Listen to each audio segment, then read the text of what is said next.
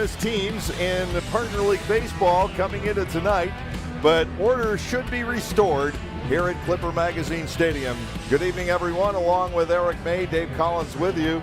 Last night with one of the wildest finishes to a baseball game. Not so much the play, but what happened after the play as the Barnstormers were celebrating the 3-2 win. The High Point Rockers were challenging the umpiring crew, and things got completely out of hand. The Atlantic League has, at least to this point, done only one thing, and that is change umpiring crews for the sake of restoring sanity here, for the sake of the safety of the three umpires that had been here over the past couple of nights. So there you get a look at Frank Viola. He was ejected 2 nights ago for arguing balls and strikes, and then last night, we're not exactly sure everyone that got ejected from that ball game after the ball game was over, but we knew that Nate Caldwell, who had been umpiring third base last night, was gesticulating rather wildly, and I think he threw out the groundskeeper at some point. But now the UN Peacekeeping Force is here, and this will be the lineup tonight for the High Point Rockers. It's pretty much what we have seen the past couple of nights, especially 1 through 6 has been the same for this entire series. Some changes at the bottom of the order for the Rockers, and this is a very potent batting order, to say the least. And they will be taking on Niall Ball here tonight, and the Barnstormers made a couple of changes, giving Trace Lair the night off defensively. Anderson Felice moving in from the outfield to third base, and the 3 listed outfielders all with the start left around to right here tonight. So the Barnstormers and the High Point Rockers, Niall Ball on the hill, and Niall is on quite a nice stretch. He has won his last 4 decisions. He leads the league in that all-important statistical category of WHIP. In one span of 5 starts recently, that whip was 0.74. And if you understand how good that is for a starting pitcher, you get the point of how well Niall has been throwing. He's facing Tyler Ladendorf, leading off tonight for the Rockers, and the first pitch is called a strike by one of the new umpires here for this series. Buzz Albert has the balls and strikes tonight, with Bill Reuter and Scott Hart being the other 2. 0-1. Ball comes back, and he locates the outside corner. Very quickly, it is 0-2. Well, you almost had to figure that would be the first thing that the league would do, and that would be to get a fresh set of umpires in here tonight, like you said, kind of calm things down a little bit. 0-2. Ladendorf reaches out, rolls it to the first baseman Cordero. Easy play, 3 unassisted. And we have 1 man down for Ben Aklinski, the left fielder. He will be stepping in. Aklinski is batting .285 with 11 home runs, and he has knocked in 41 for the season. The Barnstormers have won the first 2 games of this series, and in fact, 2 teams really headed in opposite directions right now. The Barnstormers have won 7 in a row overall, 10 in a row at home, and High Point has gotten out of the gate in the second half 0-7. They've had some significant injuries this year. The Barnstormers right now going through the injury bug once again. There's a strike to the inside corner on Aklinski, and nothing but so far for Niall Ball.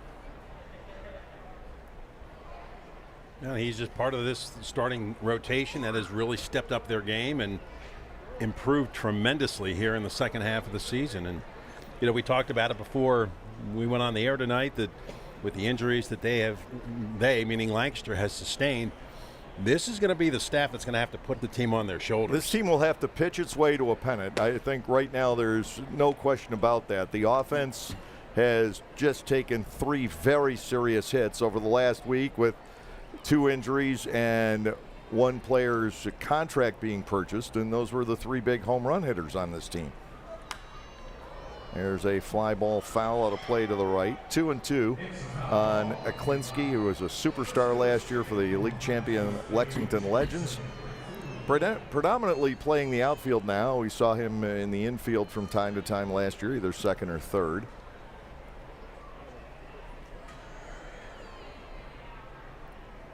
2-2, ball ready to go. He will bring it home. That is swung on and missed. Niall has been simply exceptional lately, but even overall, 5-3, 3.27. He ranks among the league leaders in earned run average. He's given up only 59 hits in 71 2/3 innings. Third innings, he's walked 20 and struck out 62. Great movement on his pitches here for the first two batters. And boy, you love to see a strong start right out of the gate. And other teams will tell you about Ball. His motion tends to be very deceptive. He works quickly. He's got that little bit of a jerky knee kick, and it's tough to pick the ball up against him. He's definitely got the assortment of pitchers to be a quality starter, and I'm to some degree surprised he's still here. 1-0, and Morrison will foul that one down the right side. 1 ball and 1 strike. Logan Morrison last night was at the center of the firestorm. But even if you just take that 2-second clip of him going to celebrate what he thought was the double play, yes, and then the ball going up in the air and the glove going up in the air, just that alone, you could frame, 2 seconds, 3 seconds at most of that video, and it explains so much. Ball 2 is outside to Morrison. It is 2-1. Little did we know that the fireworks that were actually going off beyond the center field wall in the 9th inning would be a precursor to the end of the ball game. Ball 3 off the inside part of the plate. Nile trails Morrison at 3-1. You know, and you even mentioned it during that span after the game was over. I just caught myself just becoming a spectator. I didn't know what to say. And I have not been doing this near as long as you have. And the fact that you've never seen anything like this before shows you how unique it was. I've been through 6 years of having Butch Hobson as the field manager here in Lancaster. And I've had a couple of others. Ed Ott, who stands out in my mind as a manager who could really carry on with the umpiring crew. But I've never seen the reaction of the umpiring crew quite like we saw last night. Yeah. Here's a payoff on Morrison, and he stings it right into the shift. With it is Melvin Mercedes. Ball fires a 1-2-3 inning. In the top half of the first, nothing across. The Barnstormers will get their turn against Nick Evangelista when we come back here on Blue Ridge 11.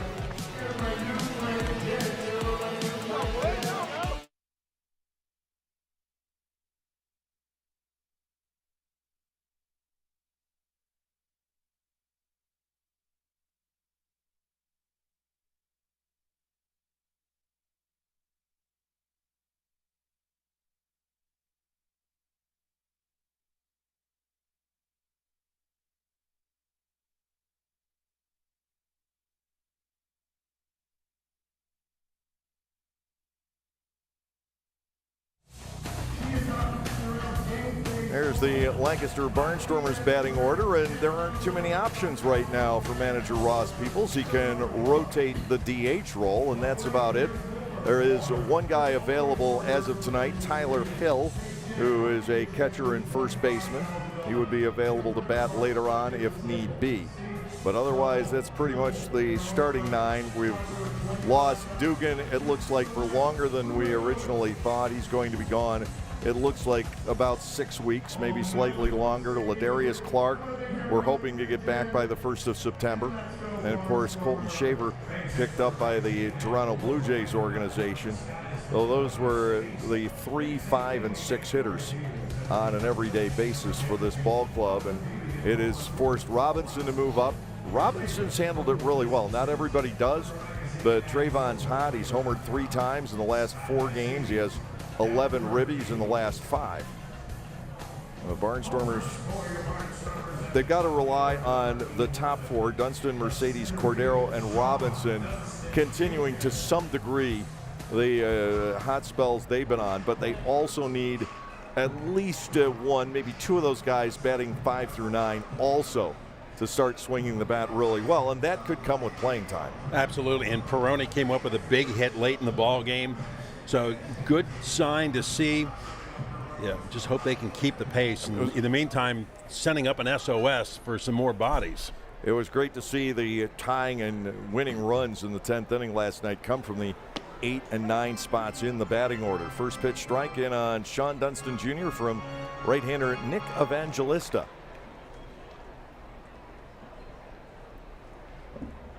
First time the Barnstormers have seen him. And he works quickly at 0-2. Last night we saw Jonas Scalaro. And he pitched beautifully for 6 innings last night. Really was impressed with that guy fresh out of college. 0-2, dribbled foul at the plate, and Dunston will stay in there with the count of no balls and 2 strikes. Lower half of the first, the Rockers got nothing done against Nile Ball in the top of the inning. And to Sean, a ball is low, and well, he's at least used up 4 pitches now. Evangelista pitched at Virginia Commonwealth and Fairleigh Dickinson. This is his first professional experience. He works to Dunston 1-2, and Sean spoils another. He's so adept at this in the leadoff role. It's not just the batting average, the on-base percentage, the stolen bases for Dunston, but it's what he gives the guys behind him the opportunity to see. Yeah, that's stuff that doesn't show up in a box score. Here's a 1-2. Breaking ball is low, and it's 2 balls and 2 strikes. You know, we saw the same thing out of Lattendorf last night in his first at bat. I mean, what, De La Cruz ended up throwing 9 or 10 pitches before finally got him out. And it is ball 3, leaking through the catcher Mulcahy. And Dunston again is at a full count, and this will be pitch number 8. It seems like he does this every night. Dunston batting 3-2. And the pitch from Evangelista is ball 4. That is a leadoff walk, and Evangelista has already given himself an issue, putting one of the league's premier base stealers on to start the ball game. 19 out of 22 is Dunston. He was thrown out last night by Mike Galino at one point on a very close play at second. Melvin Mercedes now steps in. Mercedes on an 11-game hitting streak right now. He had a double in the 9th inning last night to preserve it. Throw goes to first, and it looked like it hit Dunston in the foot. It did not get away. Sean remains in place. Troy Steffi coaching over there. Ross Peoples at third. And the Barnstormers looking to make something out of this first inning. Dunston inching his way off the bag. And he'll get another throw. They're trying to work him over. Morrison with the tag, slightly late. But they do not want to give Sean Dunston Jr. free rein in any way, shape, or form. No, and he's trying to get a good look. Boy, that was close. It was close. And the Mercedes, a strike taken. It's 0-1. Very often Melvin will take that first pitch to give Dunston the early opportunity to run if he thinks he has a read on the pitcher. Dunston stayed in place. Now it's 0-1 to Mercedes. The right-hander to the set, and he will work and throw a second strike. So he's got Melvin at 0-2, but he had Dunston at 0-2. Now, we mentioned it last night, 2 guys that are not afraid to be batting at 0-2. On deck is Andretti Cordero. And another throw goes to first. Back in once more is Sean Dunston Jr.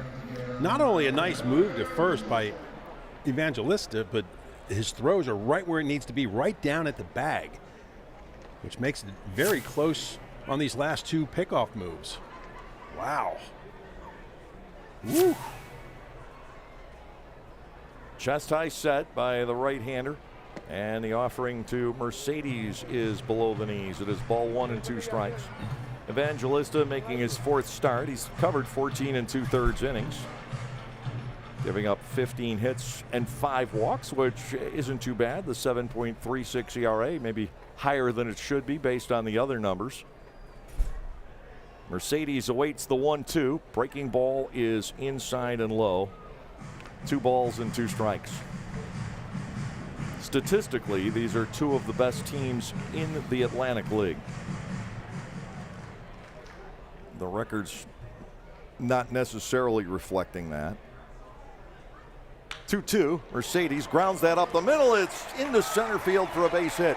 Dunston is going to challenge the center fielder's arm, and now Mercedes in behind that throw will go to second. The Barnstormers being aggressive on the bases. Dunston taking the extra base, thinking that he could beat the throw from Jay Gonzalez, which he did. You know, I don't know if he was kind of egging him on because he took the turn at second, hesitated, and then all of a sudden kicked it into gear, and then Gonzalez thought he had a play. Wise move by Mercedes to follow him all the way down to second base. So Gonzalez really probably should have just gone to second base and kept the runners at first and third. Andretti Cordero stands in. 9 homers, 61 ribbies for him. Last night he was hitless. That doesn't happen very often. 1-0 to him here. Grounded out twice, struck out, and then was intentionally walked his final time up. 2 in scoring position as the Barnstormers trying to jump ahead early. Cordero, ground ball toward the hole on the left side. That will be gloved by Alfonso. The run scores. Cordero's out 6-3. And the thing is, Dunston's coming down the line. He didn't see the broken bat coming right at him. He was looking at the ball. Look at this bat. I mean, it landed in fair territory, but that was scary for a moment. Mercedes forced to stay at second on the play. He's in scoring position, and Trayvon Robinson will step in. Robinson, 310 with 3 homers and a bunch of fresh runs batted in. The total now 25-11 in the last 5 games. And he has been coming up with huge hits for this ball club. A run home. The pitch to Robinson. Darts low. It is ball 1, no strikes. Felice waiting on deck, so you've got a couple of opportunities to score Mercedes here.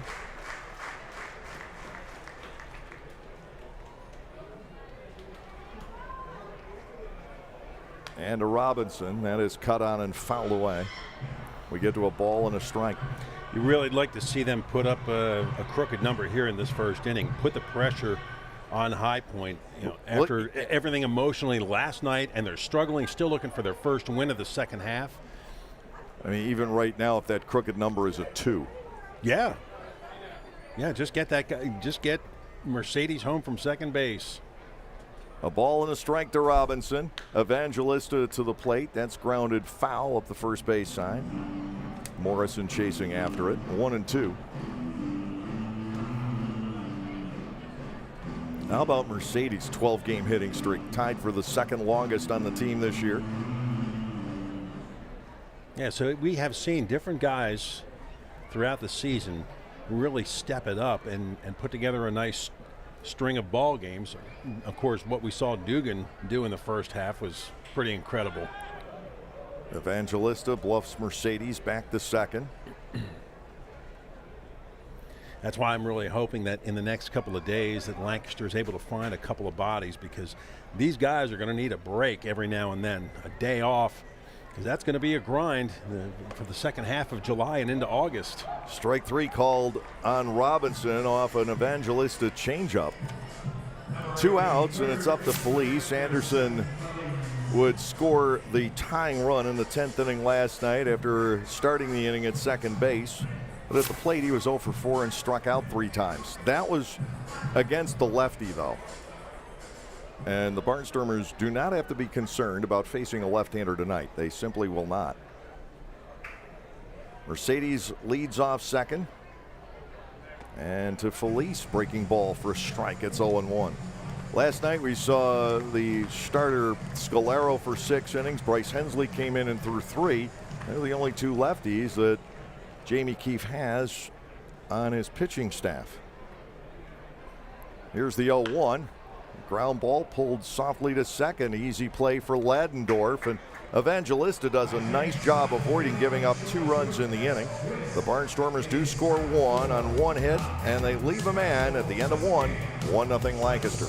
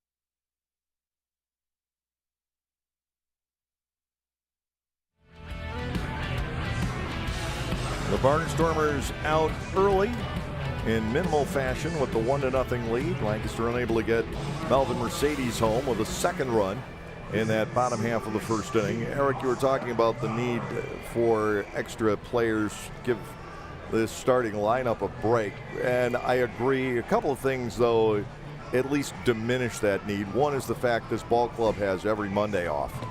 So you get that refresher day every week. And the second part of that is that the team doesn't have any makeup games. Everything's been played. Oh, that's good.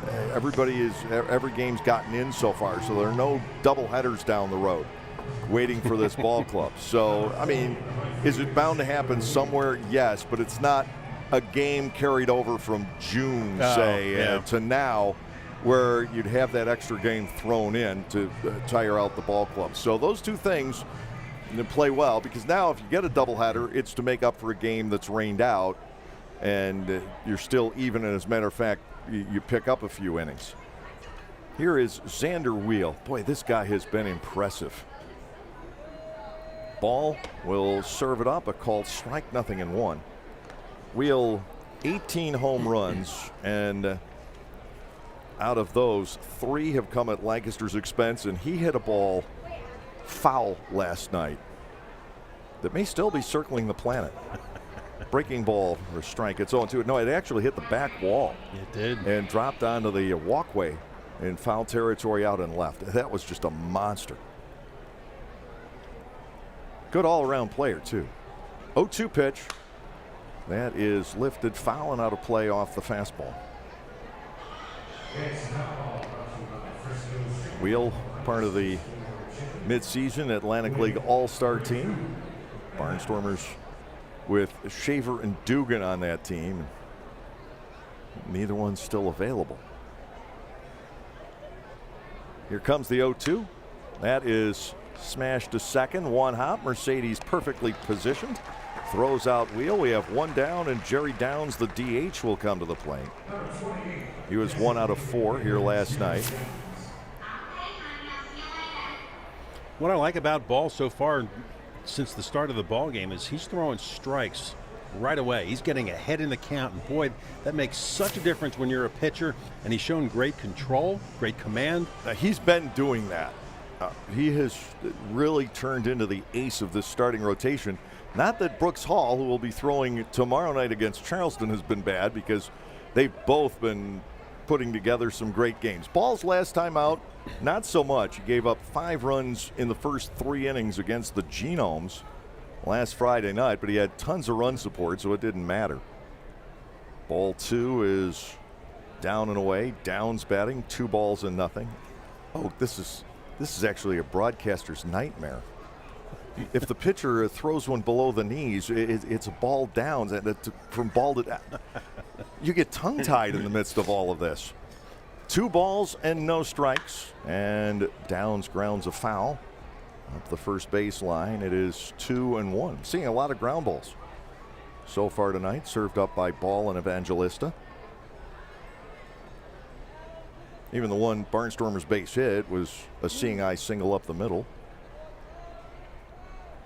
Shift is on against Downs, and he will foul one away to make it 2-2. Jerry Downs, an interesting background. He was born in Colombia, but grew up in Florida.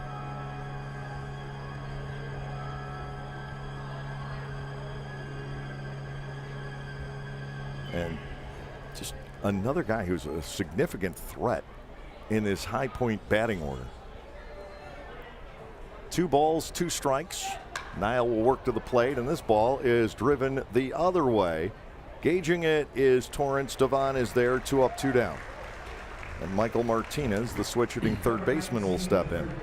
And you mentioned about this High Point team being one of the better teams in the league, and that's why you can't look at their record in the second half, because you know this is a team that can smack the ball around. They're just in one of those funks that teams will get in throughout the season. They're losing close ball games night in and night out. I can't say that I don't know what that's like, because the Barnstormers have been there. Yeah. to Martinez. That ball driven to right and headed to the wall. Chasing it down to the wall is Trayvon Robinson. Martinez will slide into second just to put on the brakes. He has a double, and Jay Gonzalez will step in.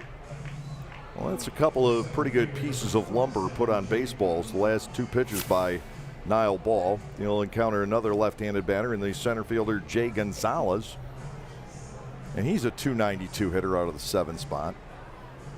It's as if Martinez has done that somewhere before. Yes. It's like looking into the past.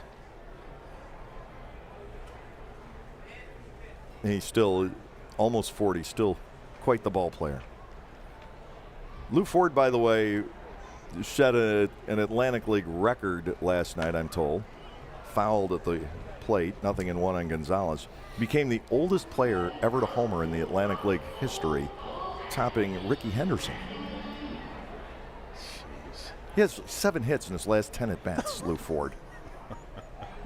Lou, if you're listening, I'm still tired of your act.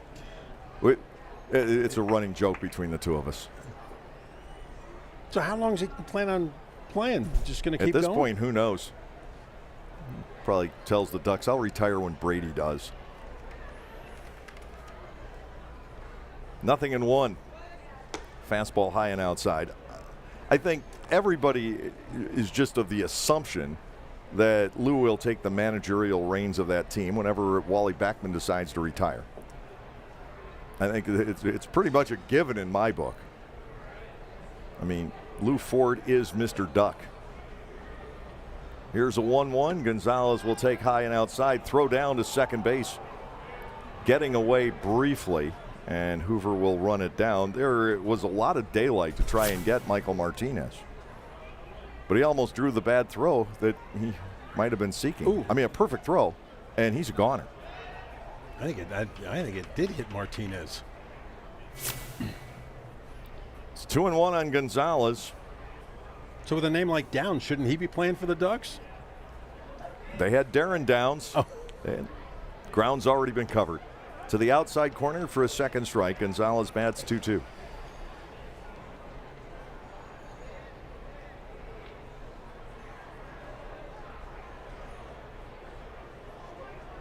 Martinez at second base, 2 gone. Ball looks at the runner, comes to the plate, and that ball also is hit pretty well. Tracking it down is Dunston. Sean there, and the inning comes to an end, but for a second there, the Rockers were pretty well locked in on Niall Ball. He gets through it with the runner left at second, and the Barnstormers still lead 1-0.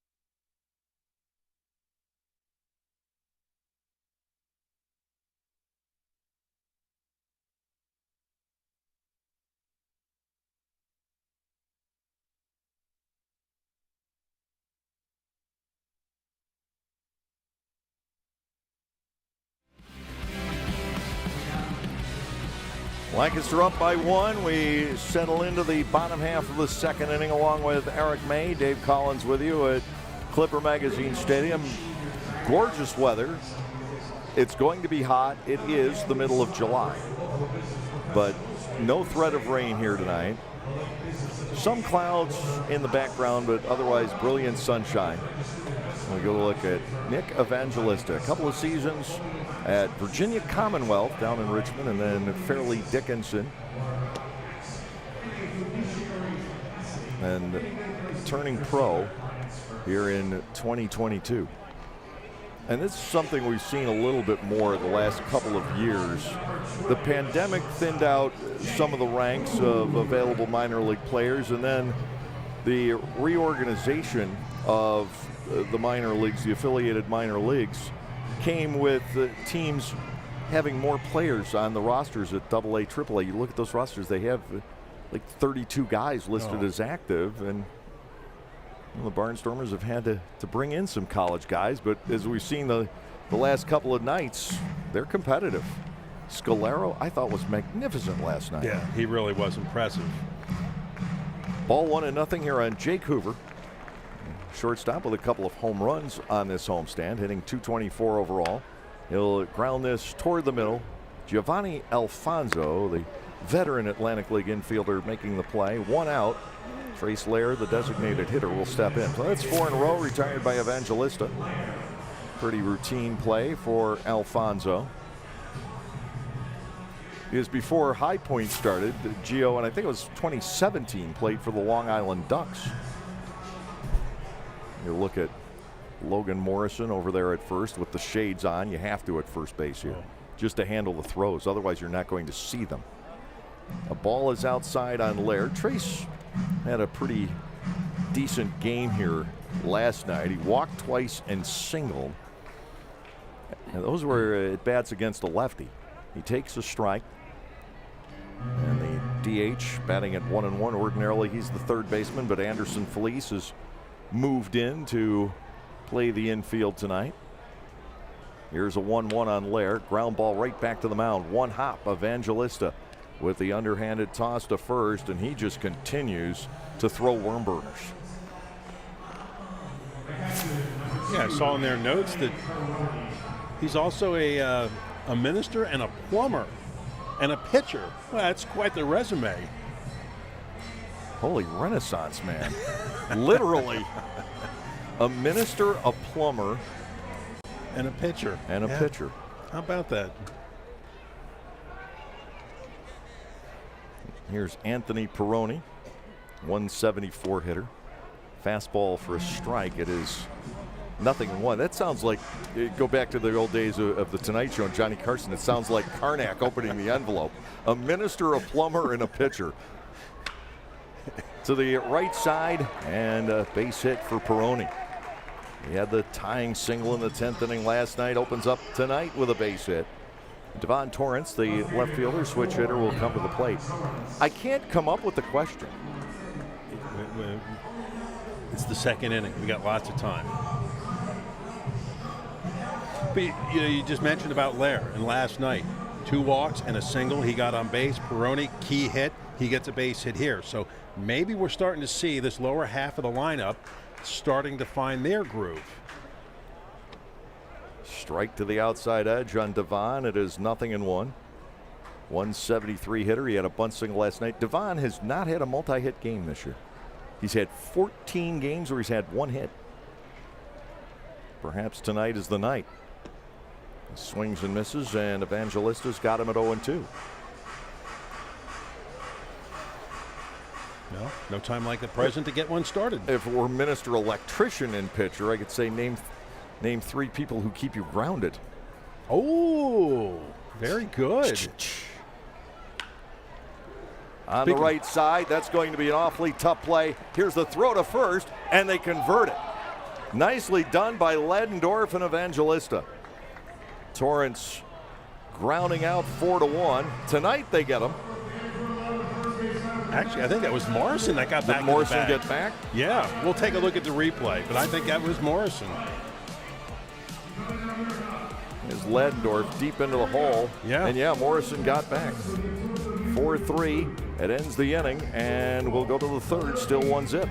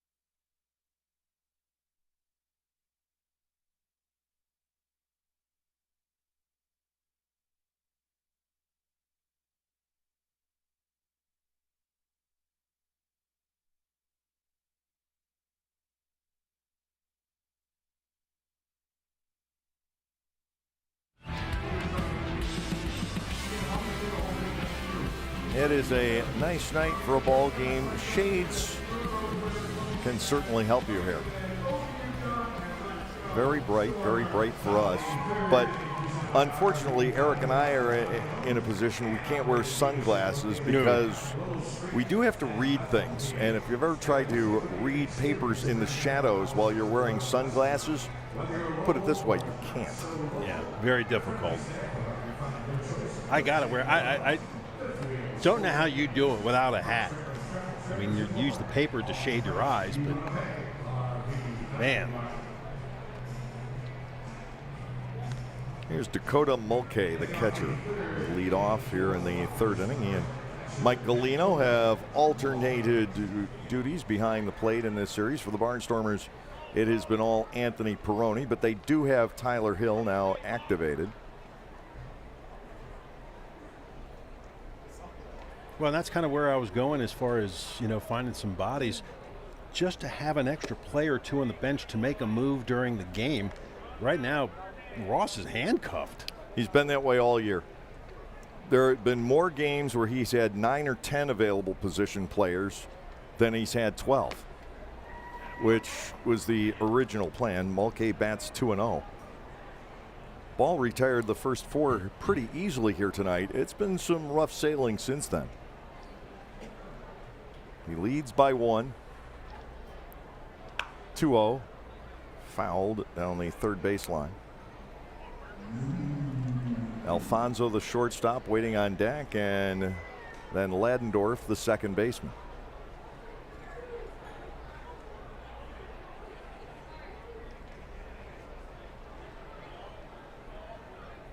Ball delivers a second strike. It's 2-2. Niall was our nominee for pitcher of the month in June. He went 2-0 with a 2.77 ERA. He lost out to Mackenzie Mills of Southern Maryland, whose numbers were staggering for the month. 2-2, and that is driven to center field. Backing up on it is Dunston. Ball is using his outfielders. And Dunston's hat stayed on. What's up with that? That could be a sign of the apocalypse. 1 out, and Alfonso will step in. There you get a look at Sean, who has what is becoming a far more common hairstyle among athletes.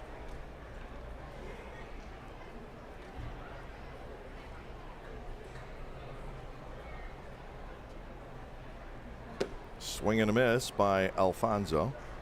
It is 0-1. Giovanni has a lot of hair working right now. 0-1. High and outside. Ball 1, strike 1. I just remember when I had hair, how hot it would be, though. Especially when you had a hat on or in football with the helmet. 2 balls and a strike. I had mine long back in my early 20s, but nothing beyond shoulder length, because it would start to bother me after a while. Foul down the right side, 2-2. Now I just long for the opportunity to have that, but that's well gone by now. And I always had that hair you couldn't do anything with. I could have asked for a perm and my hair simply would have gone, I don't think so.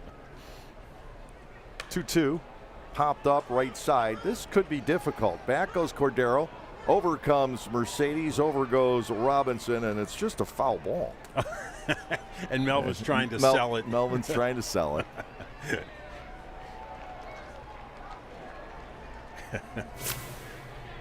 And a very wise decision here by Robinson to go into the slide. But then again, he's played here long enough. He knows the grounds.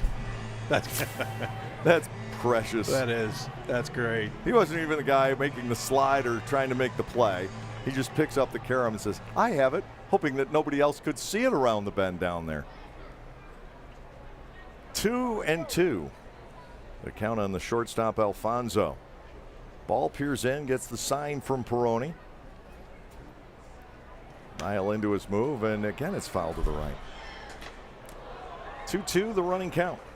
Top of the order, Tyler Ladendorf waiting on deck. Boy, nice job by Alfonso there to foul that one off. That pitch had a lot of movement on it. That looked like a very fine breaking ball. Good slider from Nile. Here's a 2-2. Ground ball toward the middle. Hoover is there. Jake simply returning a favor, and we have 2 outs. Same play made by Alfonso against Hoover in the bottom of the second. 2 down, and Ladendorf will step in. Yeah, ball's making it easy for the defense behind him here tonight.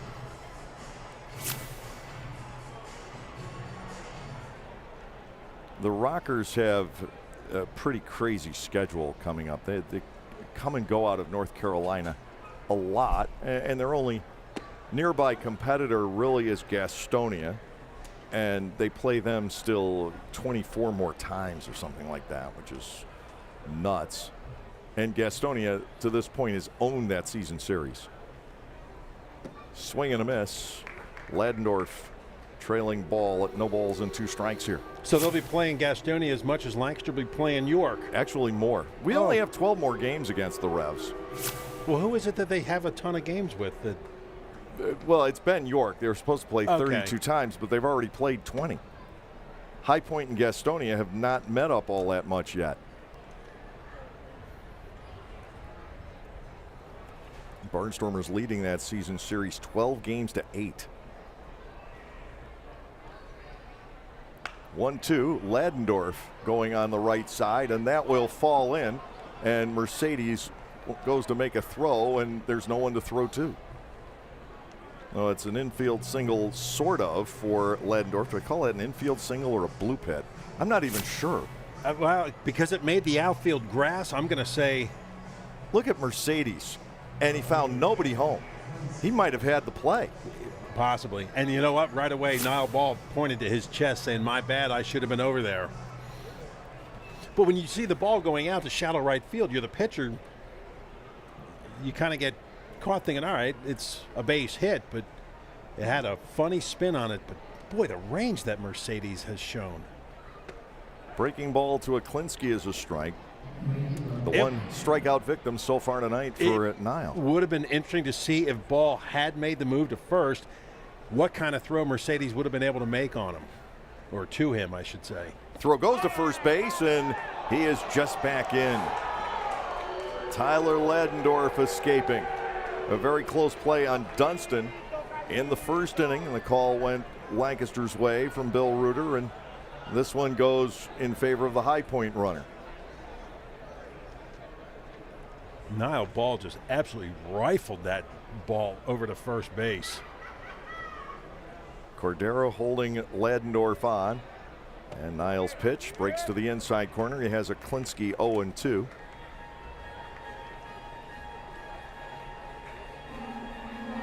This guy has been such a great player the last 2 years in the Atlantic League. His numbers: 28 homers, 105 runs batted in the 120 game schedule last year.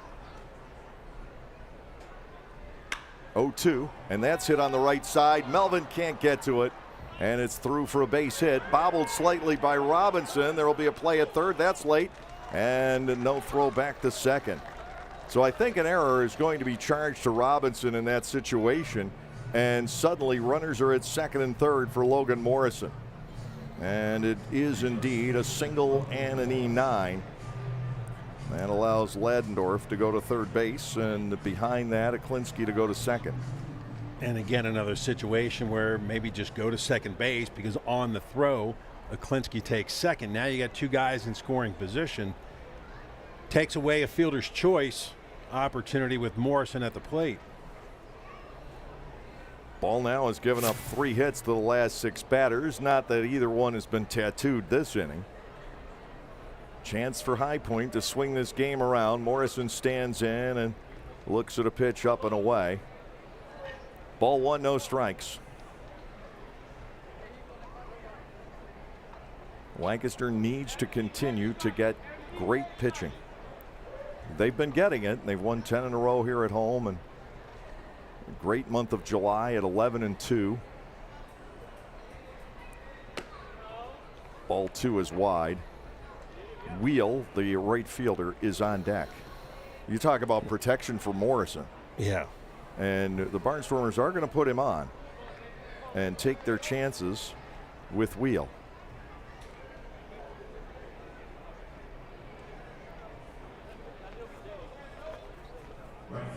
So we'll see if this is a Wheel good move or a Wheel bad one.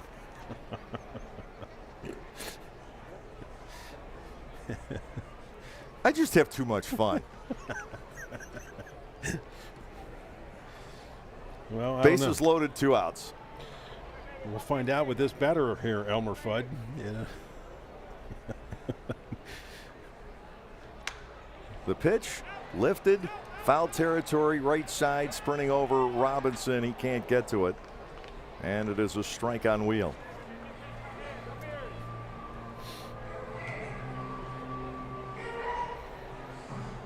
You lay awake at night thinking of these things? I am a tortured soul. What can I tell you? Yeah.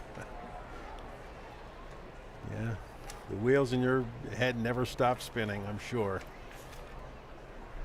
Oh, beautiful. To the pitch. inside corner, a second strike. It's 0-2. Xander Wheel, he reminds me, and Tom Arnold is going to be with me on the YouTube broadcast tomorrow night. Yeah. He reminds me, Xander Wheel reminds me of a guy that Somerset used to have, Matt Hagan, who's now, I believe, managing in the Texas organization. Same kind of player, same deadly bat. Bases loaded. Here's the 0-2. And this is a ground ball to third. Felice takes the path of least resistance, gets the force out, and it did turn out to be a Wheel good move. No runs, 2 hits, 1 error, 3 left, and we'll go to the lower half of the third. Lancaster still up by 1.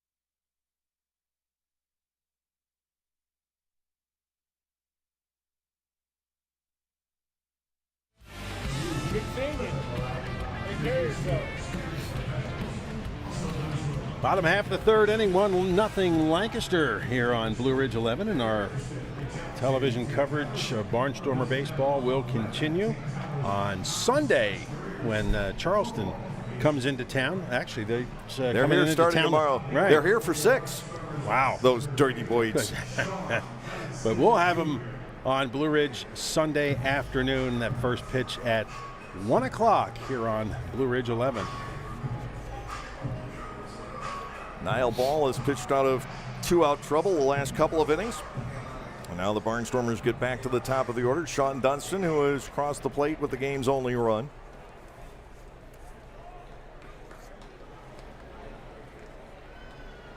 Swing and a miss against Evangelista. No balls and a strike. Mercedes and Cordero will follow top of the order. This is where, at least for now, you would expect the Barnstormers to produce the bulk of their offense. That is chipped to left center field, and Dunston's on once again. He has been driving teams nuts on this homestand. Sean reached base twice last night, all 5 times in the series opener. So ultimately in this series, that is 9 out of 11 times he has reached first base. And he had a 5-hit game Friday against the Genomes. Real nice at bat. Just kept the hands back. Took the outside pitch and just dropped it into left field for a single. Now, let's see if he's going to run this time around. And the throw goes to first base. They're doing their best to check Dunston, and largely it's worked.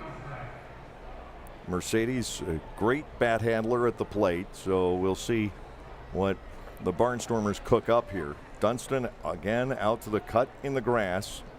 He's going to stick around, and the breaking ball is good for a strike on Mercedes. It's 0-1. I tell you, for a young guy, Evangelista has not let Dunston's presence at first base rattle him.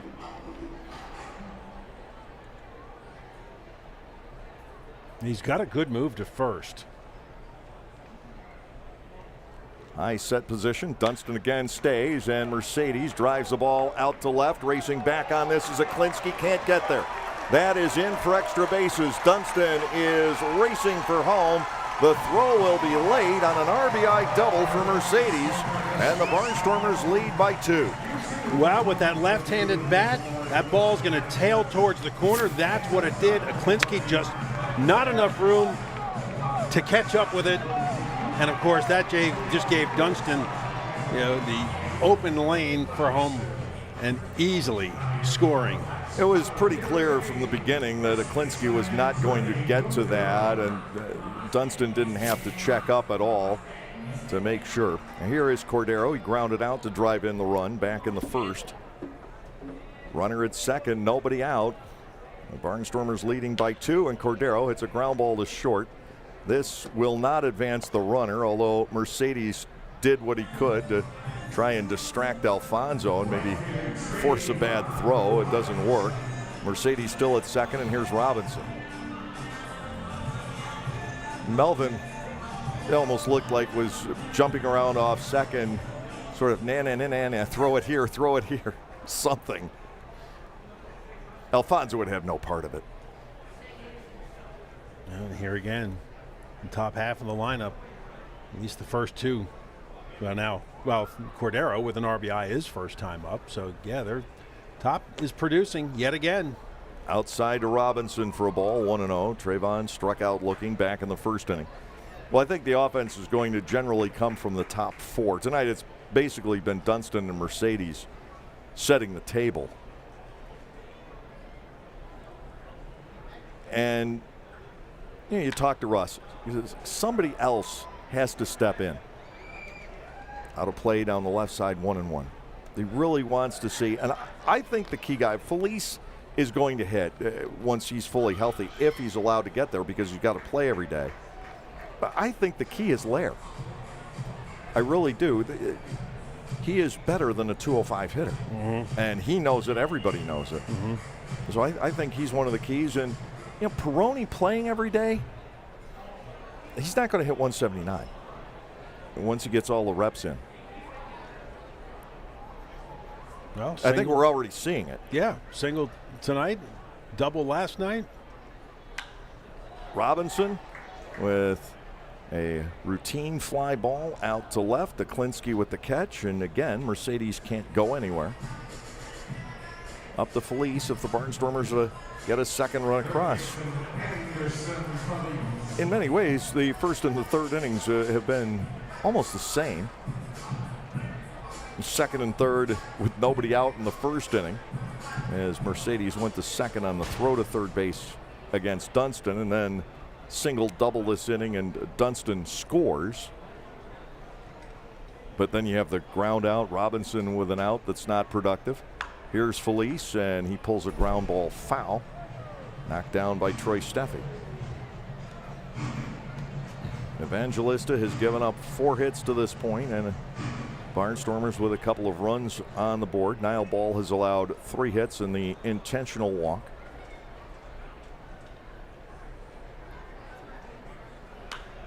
And now Felice slices a fly ball foul the other way. Quickly it's 0-2. Evangelista walked Dunston leading off the ball game, and that took quite a while for Dunston to earn that walk. And since then, his control has been virtually spotless.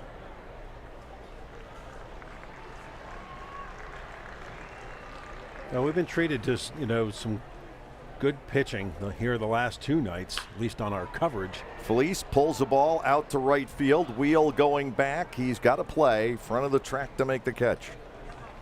Oh, Anderson Felice doesn't catch enough of that one. The Barnstormers do get a run on 2 hits, leaving Mercedes in park at second. And through 3, it's now 2-0.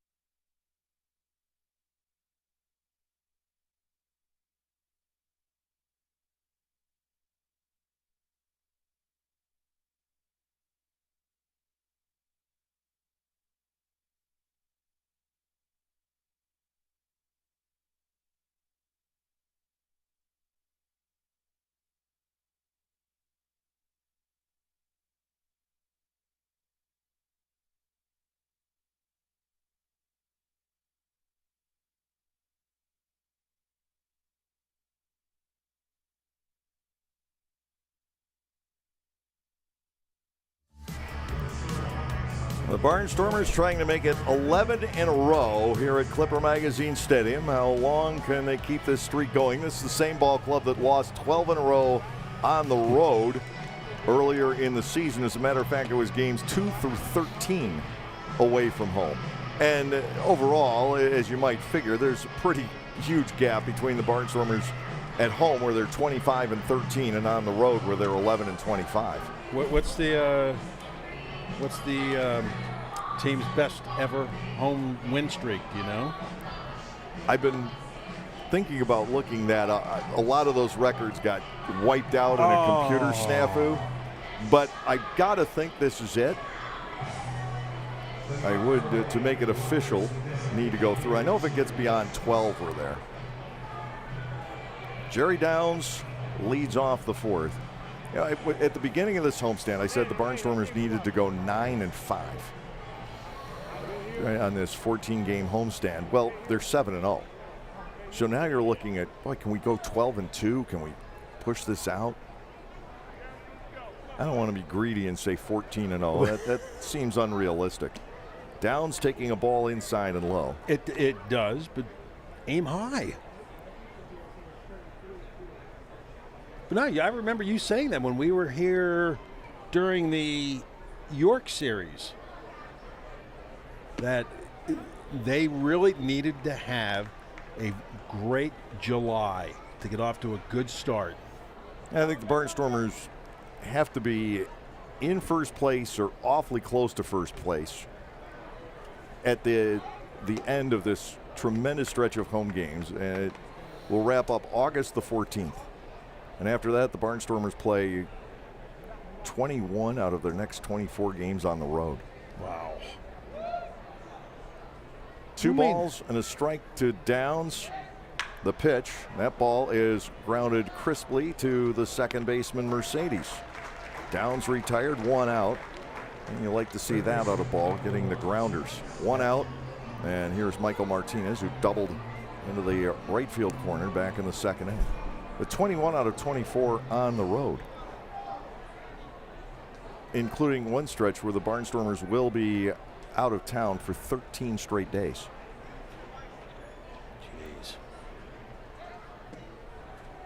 Jeez. Not quite to the farthest locations in the Atlantic League. We don't go to Gastonia, we don't go to Lexington in that stretch. Fastball is high, and Martinez is batting at 2-0 here. But it's still on the road. Staten Island, Long Island, Southern Maryland, High Point, Charleston. So we make almost a complete circuit. There's a strike. Well, as long as it goes Staten Island, Long Island, not Staten Island, Southern Maryland. We're not crisscrossing. Yeah. Fastball is outside. Nile trailing Martinez 3-1 with Jay Gonzalez, the center fielder, waiting on deck. We're going up to Staten Island for 3, coming back home for an off day, then going to Long Island for 3. Ball 4 is outside. That's the first unintentional walk surrendered by Ball in the game. They'll bring on Gonzalez, who flied to center back in the second inning. And then overnight trip from Long Island down to Southern Maryland. And then after a Sunday game in Southern Maryland, we're not going to come back and then have the long haul to High Point. We're just going straight down. That's about 4 hours. Spend an off day in North Carolina. And I can go for that because we stay at a marvelous hotel in Greensboro. Outside for a ball in Gonzalez. And now Ball seeming a little bit erratic suddenly here in the fourth inning. 2-0 Barnstormers. It's been Dunston and Mercedes doing the damage.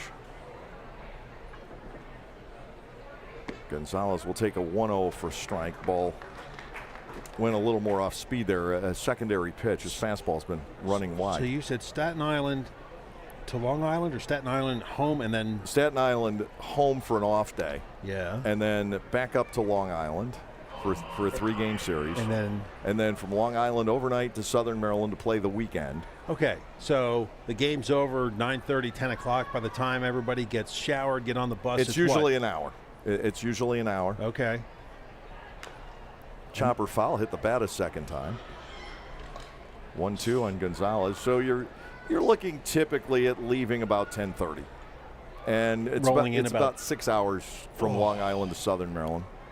5.5 to 6. Yeah, that'll interrupt a sleep cycle. 1-2. Again, a weak ground ball. Gonzalez got a little more of that one. He's still fighting at a ball and 2 strikes. Again, another pitch that Ball just had great movement. Had Gonzalez fooled a little bit. Here again, the 1-2. Got him swinging there. Second strikeout for Niall tonight. 2 outs with the runner at first. It's almost looked like Ball has sort of lost the feel on his fastball, but the off-speed stuff is working for him right now, and he certainly has a good assortment. Here's Dakota Mulcahy, 0 for 1. Well, if you keep throwing that off-speed pitch and then every once in a while you pop in that fastball, that can make it that much more effective. Go with what's working. To the screen for a strike. It is 0-1. I just like the fact he is just pounding the strike zone. Niall does that. One of the other things about Ball is he loves working quickly. And you love that when he's on your side. The defenders love having him out there because he does work as fast as he does. Second strike on Mulcahy. It is 0-2. I inadvertently, when typing the lineup for the first game of this series, put an H in Dakota's name. Oh. And I had been watching an episode of MASH, which would have made that natural. Father Mulcahy.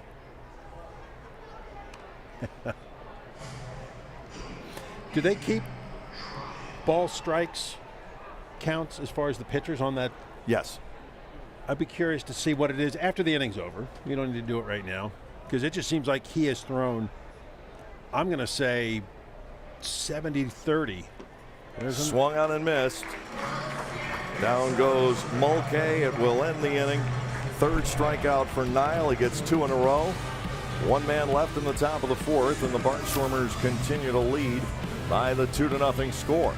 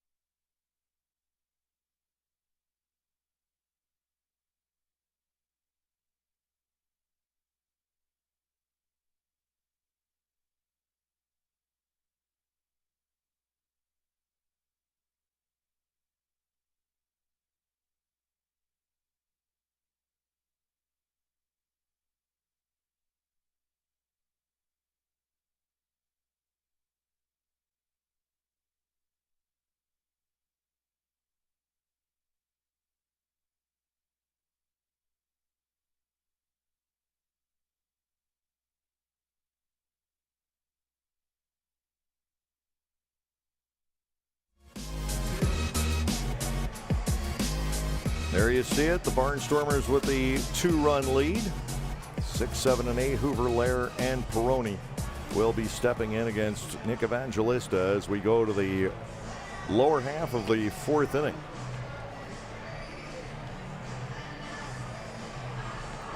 Go to look at Trace Lair, the on-deck hitter. So the ball strike ratio is impressive for Ball, but it's even more impressive for Evangelista. Good. Ball's working at about 67%, and Evangelista is up there. What was that? 74%. But both are pumping the zone pretty well. Lancaster has the 2 runs on the board thanks to the top 2 guys in the batting order. They've dinged Evangelista both times. Now here is Hoover. Jake sees a pitch tail inside. It's a ball, 1-0.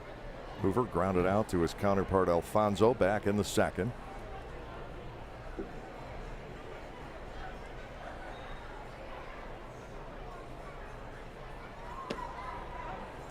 Right in there. Something taken off, and it's 1-1. Evangelista, again, a guy who knows what he's doing. And some of this has to be credited to Frank Viola, working with these young pitchers coming in. That is hit to right center field, hit pretty well, and into the gap. Cutting it off is Gonzalez. Hoover sprinting for second. He'll beat the throw. He's in standing with a double. Jake Hoover's 14th 2-base hit of the year and his 21st extra base hit. Barnstormers are in business here in the 4th inning. Hoover loves to go to the right side. He can pull it, but his offense generally to the opposite field. Well, and here we go. Lower half of the order. That's the 2nd hit of the night. First one for Hoover. Peroni the single in the 2nd. Yeah, and that was a nice job by Gonzalez to cut that off. If that ball maybe goes to the fence, Hoover could be looking at maybe a triple. He has 4 of them already. As a matter of fact, this Barnstormers team triples more often than any club I can remember in here. Between Mercedes and Hoover, Robinson. Cordero even has 3, and he's not the fastest guy. Dunston has 4, which you can understand. Here's Lair looking at least to get the ball on the right side of the infield. Evangelista glances back to Hoover and delivers a ball. It's 1-0. Peroni on deck, and then Torrance. You'd love to see an extra run here produced by this quartet.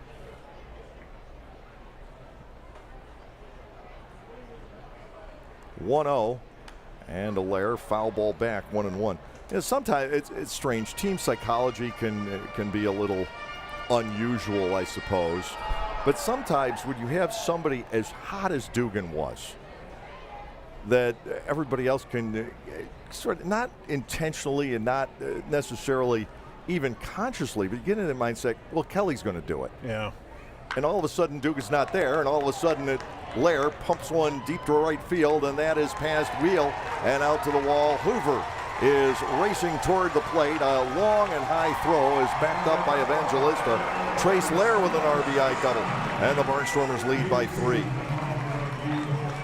Well, again, another gapper, and again, this is the guy that you want to see, and hopefully this is the kind of a bat that can turn the corner for Lair. Well, that's great. That's back-to-back doubles in almost the exact same spot. Anthony Peroni singled his first time up. Lancaster leading by 3 here in the home half of the 4th inning.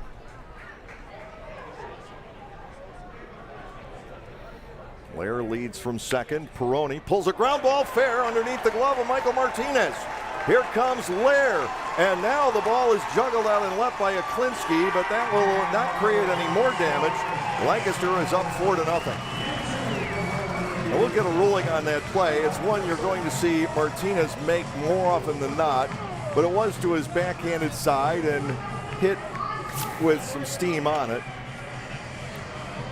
Pulled to third by him. I think that has to go down as a base hit as I see it on the replay.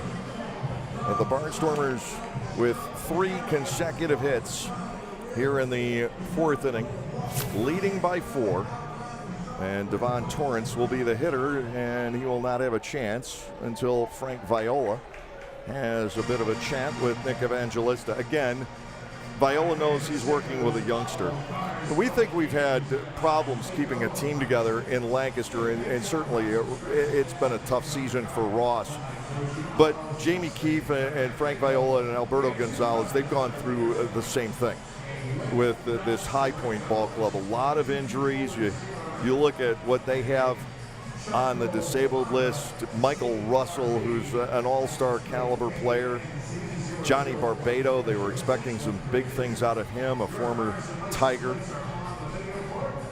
We mentioned Morrison's been down, Aklinski's been down. They were both reactivated at the beginning of this series. They've lost a lot of pitching to signings. They've had to continually try to refill the pipeline. Now here's Torrance with Peroni aboard, and Devon will take outside. It is a ball 1-0. But this is a team that is loaded with some talent. Lancaster's catching him at the right time as far as their struggles are concerned. Strike to the outside corner, and Torrance bats at 1-1. But we're beginning to see the bottom of this order come through. And if that happens, if this bottom of the lineup ignites, then with this pitching staff, the Barnstormers could really do something special. That's slapped into right field. And a base hit for Devon. It's 4 in a row against Evangelista here in the fourth inning, and it looks like the Barnstormers have figured something out. Boy, this is a really good sign. This is 4 real nice at-bats by the bottom part of the Lancaster lineup. Dunston's the batter. He's already walked, singled, and scored 2 runs. 2 men on ahead of him. Action in the bullpen for the High Point Rockers, and we have seen the end of Nick Evangelista. He was quite impressive for 3 innings tonight, and then the Barnstormers pick up something here in the fourth, and Evangelista will be lifted. The Rockers forced to go to their bullpen, and they'll be losing the DH. Yep. So take Jerry Downs out of the lineup. Evangelista can go 3 innings plus. The Barnstormers reach him now for 8 hits, 4 runs. It could be more. We've got a pitching change in the works. We'll take a break.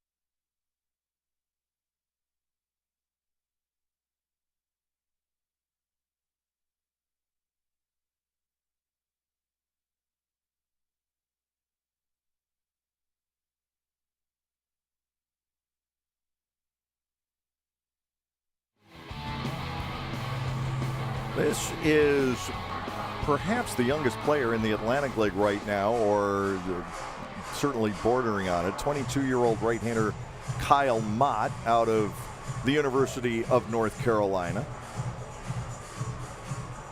You see the numbers that Mott has put together. He is 6'4", 180 pounds, born in May of 2000. And not only might he be the youngest guy in the Atlantic League right now, but he's also one of the blondest. Facing the top of the order is Sean Dunston Jr.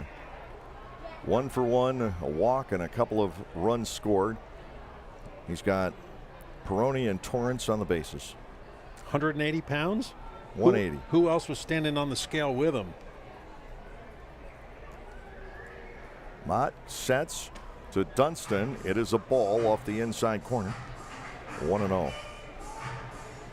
4 runs charged to Evangelista. The 2 men out there also belong to him. The Barnstormers trying to extend this lead beyond 4 here in the 4th inning. Fastball high and outside. It's 2-0. The last, it is now 15 losses for the Rockers have been by 4 runs or fewer. And tonight could be that night. Maybe a blowout would be the best thing for their ball club. Sometimes you just need that sort of to purge the system. Yeah. But it's too good of a club to be 0-7 in the second half. Swing and a miss. 2 balls and a strike. Well, we said that about the Barnstormers. They were too good of a club to be 1-6 and just getting thrashed. The 4 of the last 5 games on that opening road trip. Well, and it would be good for Lancaster too to put the pedal to the metal, and then let Ross maybe get some guys in the bullpen. 2-1, ground ball toward the middle. This could be 2. The feed to Alfonso for 1, and they turn it against Dunston. 4-6-3, started by Ladendorf. Now it'll be up to Mercedes. He's 2 for 2 tonight. Mercedes is just on a terrific stretch right now, and it was, in a sense, long overdue for Melvin.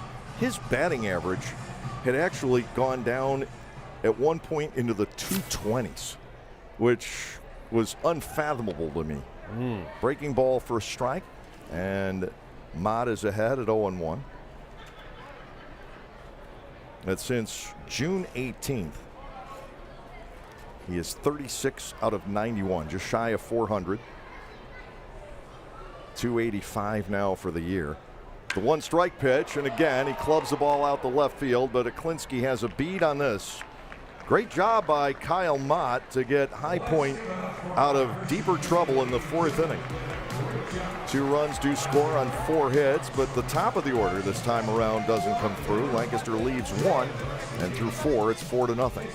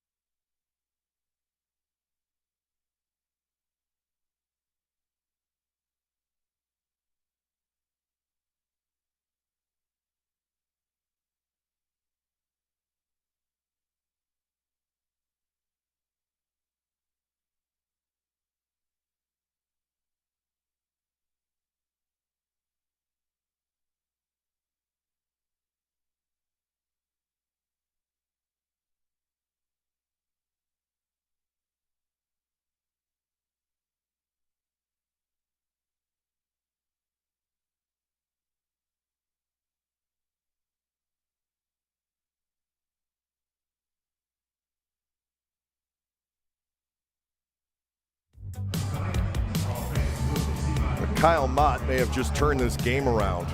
He certainly has kept High Point in it. That had beginnings of a rout written all over it.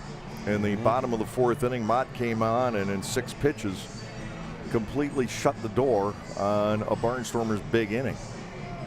He's kept the deficit at 4. Alfonso, Ladendorf, and Aklinski will be facing ball here in the 5th. With ball now with a little bit bigger lead to work with, and I'll tell you what, the way he has pitched here tonight, you would think 4 is enough, but we know in the Atlantic League, 4 is nothing. Big rallies can happen. And I sit here, I watch this High Point club. I watch this team in its 3 seasons in the Atlantic League, and I know what these guys are capable of doing, and I can just sit back and think powder keg. And if they get going, they're going to do a lot of damage. Well, if they're going to do it, hopefully it's against teams like Staten Island, Southern Maryland. Here is Alfonso, and that breaks back to the inside corner. A strike at his 0-1. Alfonso grounded to short his first time up, as you can see. Hoover making the play, going to his left. Swing and a miss. It's 0-2.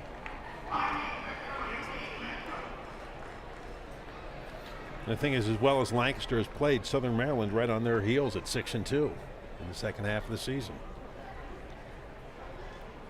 Now that club hasn't slowed down for anything. He chased it, and the tag is applied by Peroni. That's 3 strikeouts in succession for Niall Ball, 4 tonight.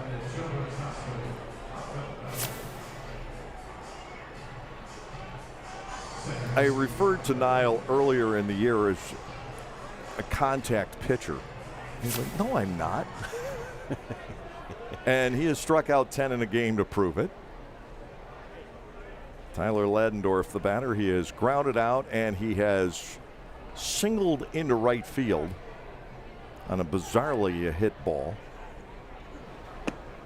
First pitch strike, and Ball seems to have now a little bit more control of the fastball, which had gone away for a couple of batters. He probably doesn't have any more than 6 innings in him. He is inside with his breaking ball to get the 1-1. So he had thrown 70 pitches through the first 4. So you don't want to overly extend him here. 1 ball, 1 strike to Ladendorf. Ball brings it home and spins it just low. 2 balls and a strike. From back here, it looked good. Ladendorf, a guy with a bit of major league experience, played for the Cubs, and he will foul off the 2-1 pitch. Now, barring a complete collapse here in the 5th inning, that should give Ball the potential win and keep the designated hitter in place for Ross as well, and keep Lair in that spot. Get him more at bats. Here's a 2-2. This is hit well to right center field. Charging over is Dunston. He'll be there though. 2 outs, and Klinsky will step in. He has struck out and singled into right. You love the way the Barnstormers have been playing on this homestand. It's what I like about this is that this team has known all along that it's been capable of playing like this. And it was just so head-scratching for them to go on those losing streaks, to not be able to pull out a close game. And it was in there all along. We've now seen that. Klinsky batting 1-0. Ball will serve it up, and he misses again. Down 2 balls on Klinsky with Morrison on deck. Well, it just took a little time because, first of all, it was the pitching and the offense, injuries. Just took a while to get everything aligned. And just as I got to that point, then Clark goes down, and then Dugan goes down, and then Shaver gets signed. Here's a 2-1. Ground ball third. Taken by Felice, who's got a great arm. Down goes Klinsky. A 1-2-3 inning for Ball in the 5th, and the DH is secure for the rest of the night. We're halfway through regulation. Lancaster continues to lead 4-0.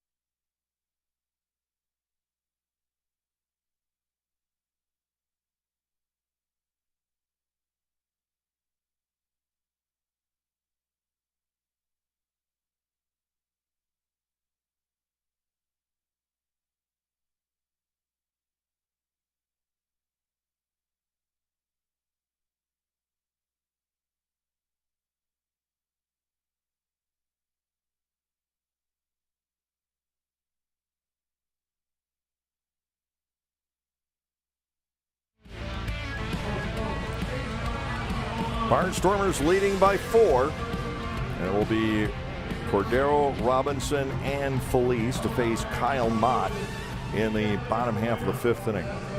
This young man did quite a great job getting his ball club out of trouble in the bottom of the 4th inning. With the top of the order coming up, 1st and 2nd, nobody out. You could have envisioned that being 6 or 7-0 instead of 4. Yeah. Anderson Felice, Melvin Mercedes, and Oscar De La Cruz. Boy, talk about quite the height differential between Mercedes and De La Cruz. That's a foot or so difference, maybe 11 inches technically. Mott will go to work on Cordero. Andretti 0 for 2 on ground balls to the shortstop. Hitless last night and grounded out twice on the left side. Mott back to work at 0-1, and he curls another one across. He's got Cordero 0-2. Great start for Mott here tonight. 2 batters last inning, 3 outs. He gets credit for a full inning. To Cordero, the 0-2, wasted outside on the fastball. Ball 1, 2 strikes. Well, maybe High Point's onto someone, tapping into these collegiate players. Well, the Barnstormers did it last year with Brent Teller, and he's in Double-A with the Diamondbacks now. Swing and a miss over top of a breaking ball, brushed it foul. So look at this. Mott has just come in and taken over the game, at least for the time being. Here is Robinson. Trayvon is struck out looking and fly to left.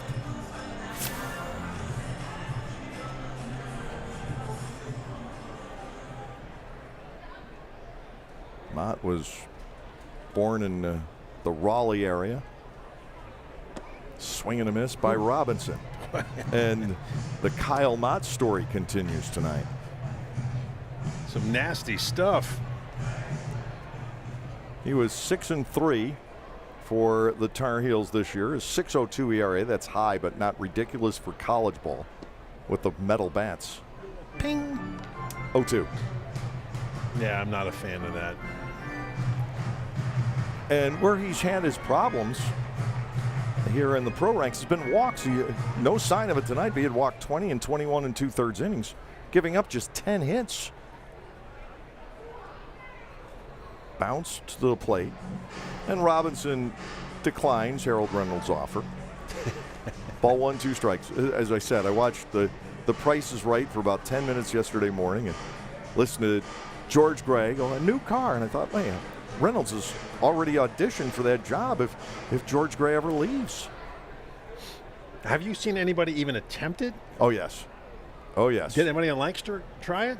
Clark did it twice opening night, and then no more. Against us, Dilson Herrera of Staten Island has done it once. And even though he's not done it against us, I've heard Johnny Turbo of Long Island has done it 4 times. 2-2 pitch, breaking inside and low on a full count, 3-2. And if you make it, you're credited with a base hit. With a base hit. If you don't make it, you're 0 for 0.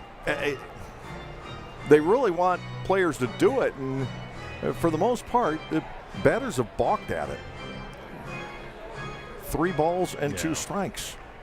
They're up to swing. Here's a payoff. Strike 3 called on the outside corner. Boy, this has been quite an exhibition put on by Mott. Now Anderson Felice will face him. He's 0 for 2. Well, hey, think about it. You got Frank Viola as a mentor. What a great person to be learning from. Frank coming to join the Rockers was, it's an interesting story. He had retired in North Carolina after years, grew up on Long Island, years of working in the Mets organization. And then the Rockers moved fairly close to where he built his retirement home. And he loves it. He absolutely loves being part of this league and part of the High Point Rockers and the whole idea. And they've got a terrific organization. high and inside, 1 ball, 1 strike. And the ball club down there is, I'm not sure exactly the ownership structure, but it's not one or two individual owners. It's built into the community. The university has part of it, and the city does as well. 2 balls, 1 strike. Hey, you know, it's nice to see, too, when the area embraces it. I know you talk, with rave reviews of Gastonia. 3-1. Gastonia, to me, is one of those sweet, sleepy southern towns that doesn't look like much. It reminds me on the other side of the state, days going into Kinston. Just a town there, it's kind of been forgotten. Gastonia is really in the Charlotte sphere of influence, but it's his own entity. Ball 4 given up to Felice, and Mott will face Hoover with 2 outs and a runner on. But there's something very charming about the community of Gastonia, and the ballpark is supposed to be at the front of a neighborhood they're going to entirely gentrify. And in this particular case, it's a developer by the name of Brandon Bellamy who owns the ball club in Gastonia. He's out of suburban D.C. on the Maryland side.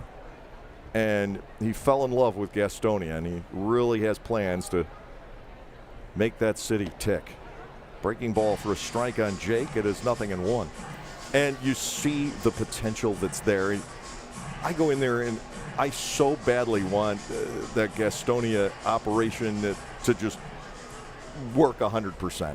And that Bellamy's plans can be exactly what has been intended. Outside and low, ball 1, strike 1. He is an impressive man. Although I'm sure the last 2 years have been a little difficult to try and work through, well, as it has for everybody else. Jake Hoover batting 1-1. Felice the runner. Doesn't seem to be going anywhere. Mott to a high set. And it is a 2nd strike. 1-2 to Hoover. Trace Lair waits on deck. Mott is really hard to hit. The last pitch came in, at least on the scoreboard, clocked at 90. But in the collegiate ranks this year, 44 hits, 17 walks in 40 1/3 innings. Hoover goes chasing. It's 3 strikeouts here in the 5th inning for Kyle Mott. 1 man left, and it's still 4-0 as we head to the 6th.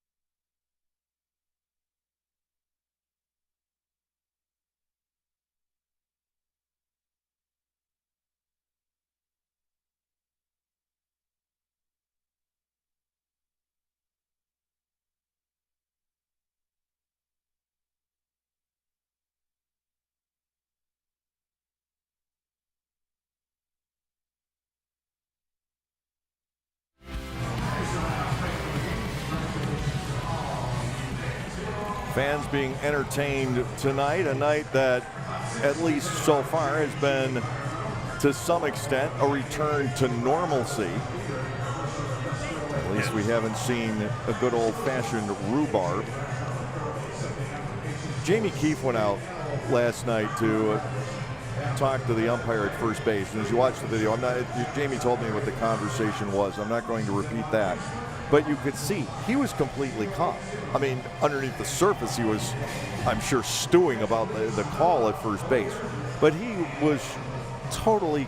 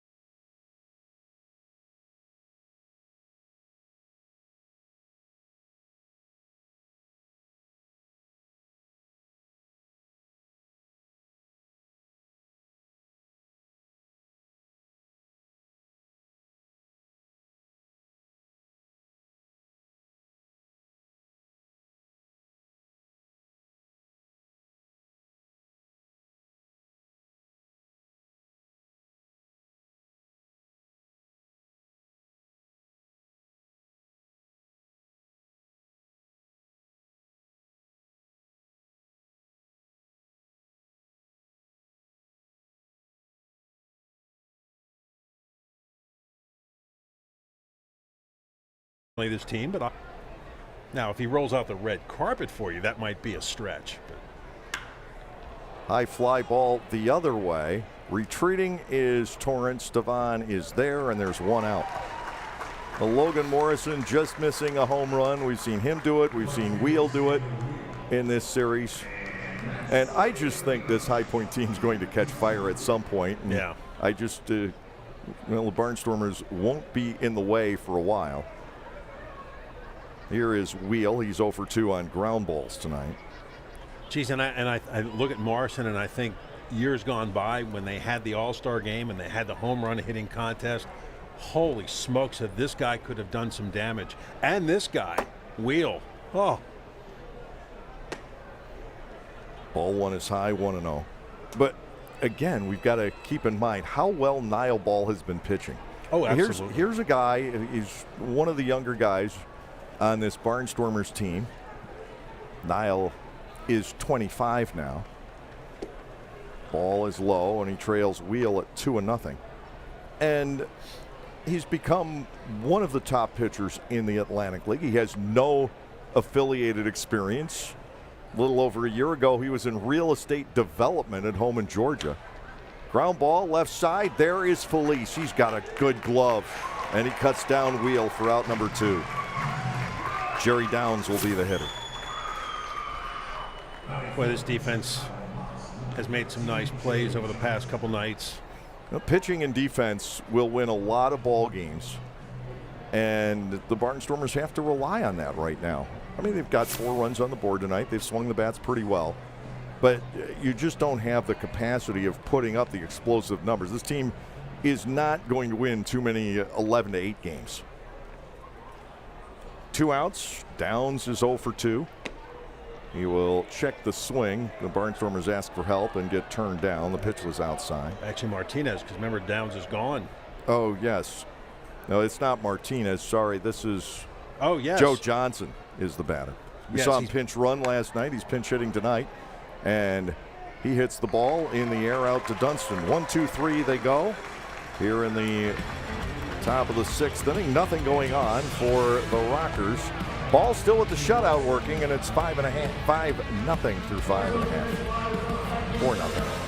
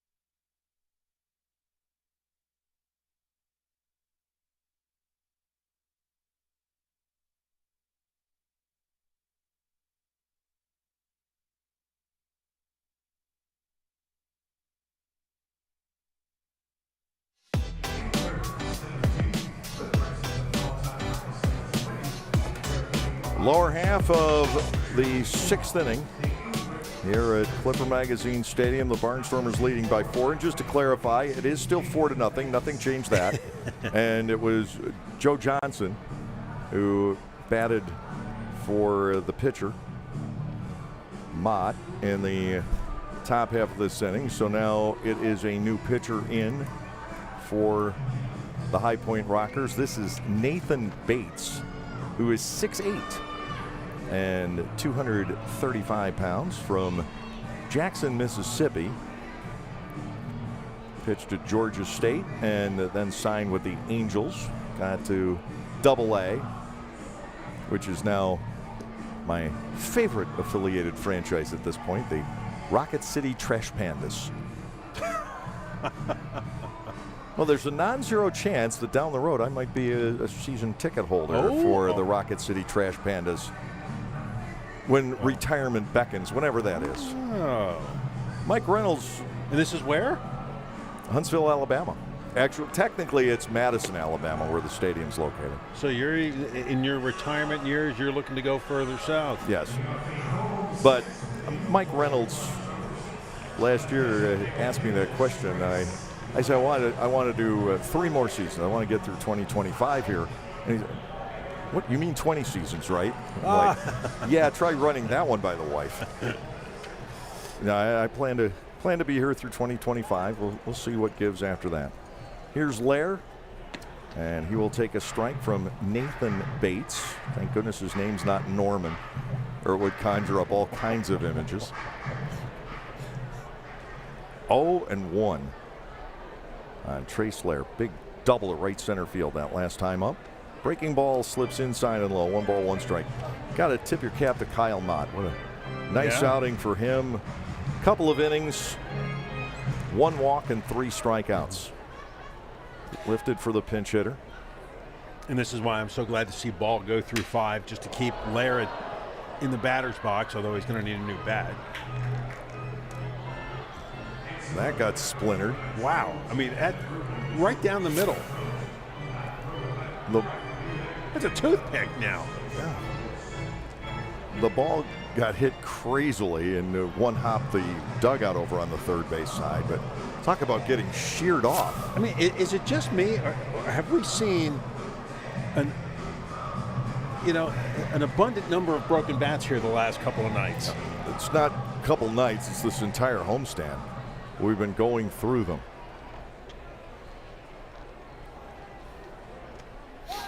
Into the dirt for ball 2 on Trace. 2 balls and 2 strikes. Just hope none of these guys have a Wonder Boy bat that gets shattered. Maple bats are more likely to break than ash. There was a maple craze for a while. I don't know that that's there anymore. I guess the feeling was the ball jumped off of them a little bit better, but they did break a lot. Here's a 2-2 pitch. Lair muscles this toward the middle, and Alfonso will get there, but no chance for a play. Second hit for Lair. He's on, leading off the 6th inning. There we go. Lancaster with now 9 hits. Anthony Peroni will step in. He's 2 for 2, and boy, is that good to see. Like I said, maybe this is the game that the lower half of the lineup can start to break things open. 4-0. Peroni batting with Lair at first, and they can't take an eye off Trace. He's 6 for 6 stealing bases. The set, and a Peroni fastball is up. Ball 1 and no strikes. Gastonia trying to run away with the second half in the South, as they did ultimately in the first half. And the Barnstormers at the moment have control of the North. Fastball high and inside, 2-0. But there's a reason we do not have the standings on a printout from Major League Baseball, and it's quite simply because of the split night where the Barnstormers played a second half game and York played a first half game. It's just not computing, literally. They can't get that split programmed in. So the Barnstormers were up by 1 over Staten Island coming into tonight. Gastonia up by 3.5 over Lexington. 2-0. Outside, ball 3, 3-0. But to me, if the Barnstormers are to win the second half, first of all, I think it's going to take at least 40 wins to do it, because Southern Maryland is that good. And secondly, I don't want to sneak into the playoffs with a record under 500. 3-0, that's to the backstop. It doesn't matter. It's ball 4. So 2 men are on against Bates, and Devon Torrance will step to the plate. Third walk picked up by the Barnstormers tonight. Torrance is grounded out and singled. Will this be his first multi-hit game of the year? You get a look at Lair. There's a mustache kick going on around the stadium right now. As a matter of fact, so much so that the women in our front office today, all glued on fake mustaches, and took a photo. Lair at second, Peroni behind him at first, and Torrance swinging away, drives a foul out of play to the left. It's 0-1. I haven't joined in yet, but I am contemplating it. And you see Chase Johnson, some of the other guys that had full beards are now down to a mustache. I see the mustache Dave Collins there in that newspaper article from how long ago? The late 90s. To Torrance, inside and low. Bates works to him at 1 ball and 1 strike. Kind of looked like Joe Rudy.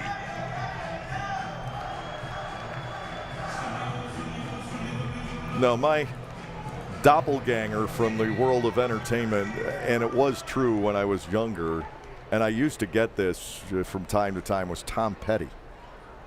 Oh, yeah. And I wore my hair like that for a while. Not at that age. I'm talking about when I was in my early 20s and had the longer hair. Yeah? I was doing public address for a game at my college. And this was after I graduated. I had come back. I was 22, 23 years old. And a couple of co-eds came up to "You look just like Tom Petty." And I used to get that from time to time. We're going to have a mound visit to talk things over with Bates. This will be the second official timeout taken by the Rockers here. 4-0, Lancaster leading. Runners at first and second with nobody out. So would you break into song then? Oh, heavens, no. Well, that would have been a dead giveaway.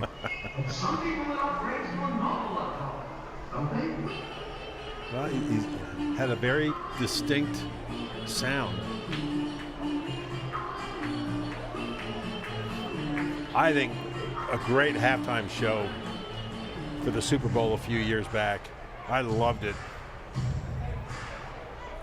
Torrance batting 2 balls and a strike. Lair and Peroni are the runners. The pitch onto the inside corner for a second strike, now 2-2 with Dunston on deck and then Mercedes, and we'll see if the 4-0 lead can be expanded here in the bottom of the 6th inning. I think we're finally spared the sun in our eyes. 2-2, ball 3 inside and low. You don't start the runners here. I certainly wouldn't. Lair aboard at second, Peroni at first. And a full count due to Torrance. A chance once again for the Barnstormers to bust this thing open. 3-2, Torrance with a comebacker. The out will go to second, and then there will be no throw back to first. Alfonso was trying to catch Lair around third, and he couldn't. 1-6, Torrance safe on the fielder's choice. And here is Dunston. That throw didn't exactly put Alfonso in great position to relay back to first. No. They threw that to the third base side of the bag, and Alfonso had to reach back for it. But now every time Torrance hits a ball like that, it's going to harken back to last night. Dunston is 1 for 2 officially. He scored twice. Looking to pick up Lair from third at the minimum. Throw goes to first, and Torrance hits the deck. Lest we forget, we've got some pretty good speed on the bases and at the plate. So Ross has many things he could do here, and the Rockers will try to snuff it out. Here's a pitch to Dunston, and he'll simply swing after it and drive a foul out of play. It is 0-1. And Sean Dunston has been so valuable to this team since coming aboard. He's now scored 28 runs in 32 games. Of course, part of that's the guys behind him, but still. Sure. He's been on base an incredible amount. Now he has a 6-game hitting streak working. 0-1 to him. Pickoff throw goes to first, and Torrance back in again. And to think how he got into the contention as far as league leader in stolen bases by missing the first month of the season before being signed. Foul ball back to the net. I mean, there was a time where you just thought the Barnstormers were really going to have a difficult time with their outfielders. Torrance got hurt. Boyd was picked up by the Angels, and part of that got assuaged hearing Trayvon Robinson was coming back, but you didn't know if Trayvon was going to be in game shape or not, and he didn't have a very good second half last year, but Robinson's been golden, and this guy got picked up, and my. 0-2 to Sean Dunston Jr. He fouls it away, and the count will continue at 2 strikes. And you want to talk about somebody who's a fan of the game. He grew up around it, but we were talking about Colton Shaver being acquired by the Blue Jays the other day, and he just started rattling off the catchers in the Blue Jays organization like he had a cue card in front of him. Pickoff throw again to first, and if that one had bit the bag, Devon might have been in trouble. Yeah, he got caught leaning. Morrison thought he had him.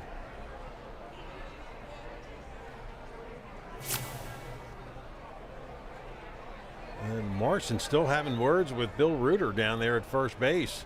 I think Devon got back in, but boy, it was close with that tag on the helmet.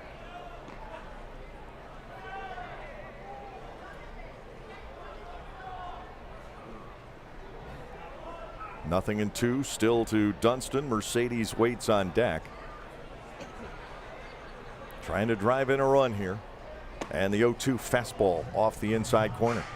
And Bates had some good giddy up on that one. Ball 1 and 2 strikes. You get a look at Ross Peoples. He's had some traffic tonight, with the Barnstormers up by 4.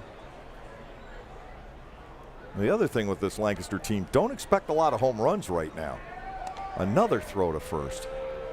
And the reason they're doing this is they don't want Torrance taking off for second and forcing a throw which could spring Lair loose from third, because you've got the combination completely set up where the Barnstormers could pull something like that off.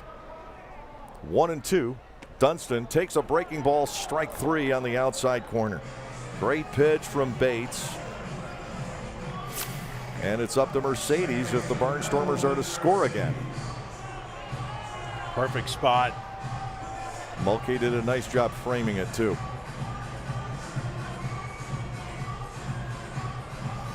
Yeah. Lancaster is just 2 for 12 with runners in scoring position tonight. They've had chances to get this lead beyond 4. It's up to Mercedes. Melvin jumping back out of the way. I mean, they've had somebody on base every inning. They've left one guy on every inning. Yeah.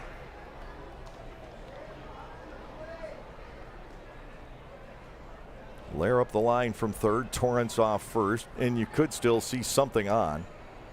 Mercedes awaits the 1-0. It's 2-0. Cordero's on deck. And High Point has collared him pretty well in this series. He had 3 hits in the opener, but nothing since. Melvin Mercedes bats 2-0. Lancaster looking for at least a 5th run out of this.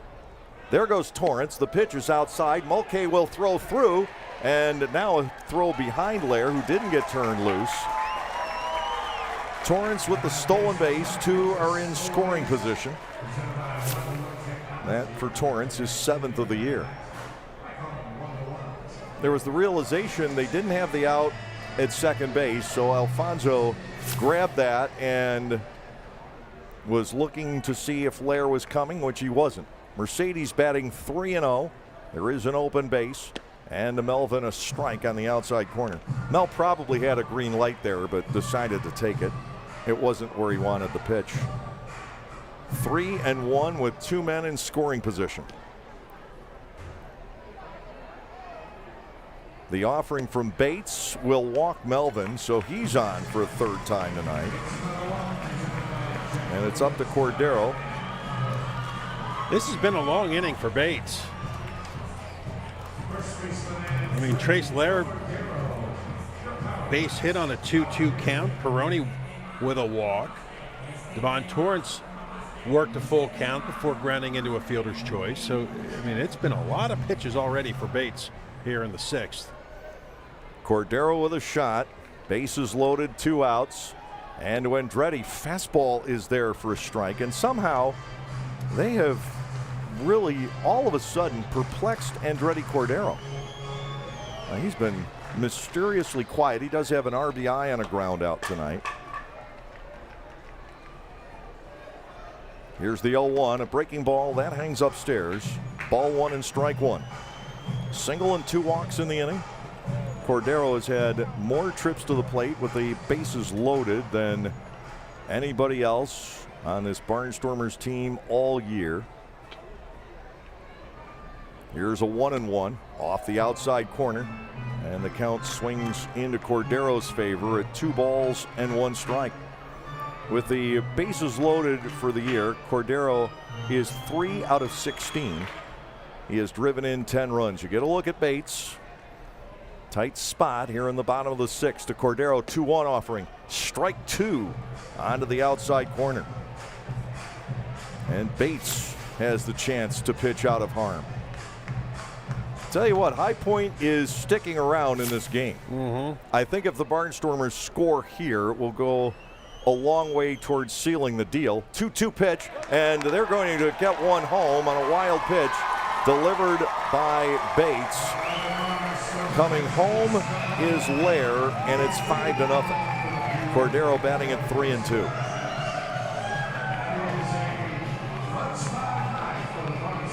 Five zip in the bottom of the 6th inning. Cordero now with men at 2nd and 3rd, 2 outs, and a full count.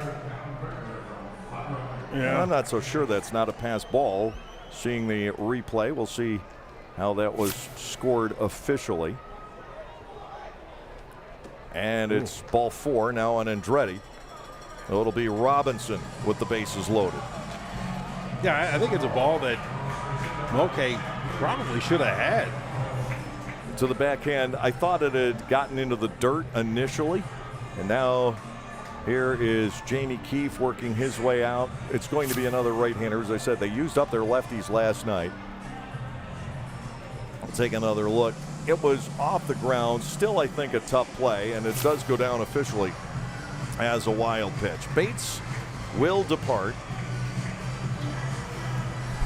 Trayvon Robinson will be facing the new pitcher when we return here on Blue Ridge 11.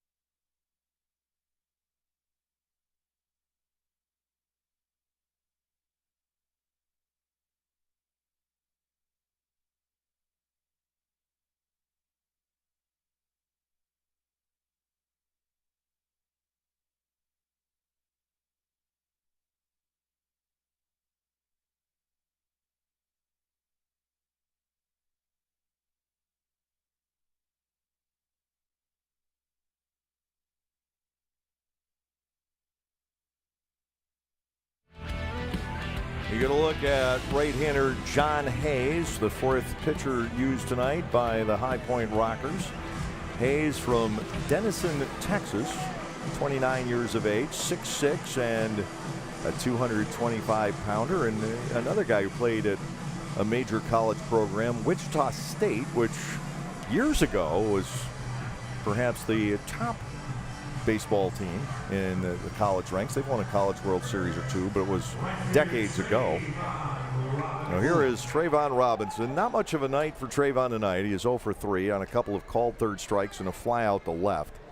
He stands in with the bases loaded, 2 outs here in the 6th inning. Lancaster leads by 5.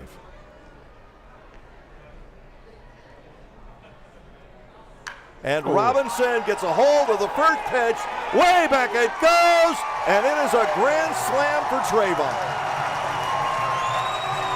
4th homer in 5 days. He's on an RBI tear, and the Barnstormers have broken it open. Well, that home run he hit last night, he jumped on the first pitch, and he jumped on this one in a big way. Trayvon has taken this team on his back. A long grand slam, well back onto the walkway in right center field. He brings them all home. Torrance, Mercedes, and Cordero coming across in front of it, and that's a total of 4 runs charged to Bates, 1 to Hayes. Anderson Felice will look at a pitch low, ball 1 and no strikes. Talk about a tough start to your night for John Hayes. Robinson, he feels ownership here in Lancaster. And he is such a part of this franchise now. 2-0 on Anderson Felice, who has walked once and been retired the other 2 times. And he was missed at the start of this year, and he was missed in 19. Joined this ball club midway through the 2016 season, and you want to talk about hand in glove.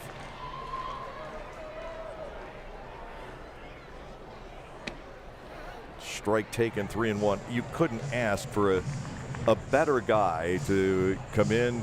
He's friends with everybody in the stadium. He's great with the press. Anytime you need something, he's the go-to guy. And now Felice gets hold of one. Driving it deep right field. Way back it goes, and it's back-to-back. And 10 runs on the board for the Barnstormers. What's this about home runs? It's a breakout game for this reshuffled offense. You know, and I was just about to say, with the injuries, you know, it's like Robinson has embraced that role as a leader now in this ball club.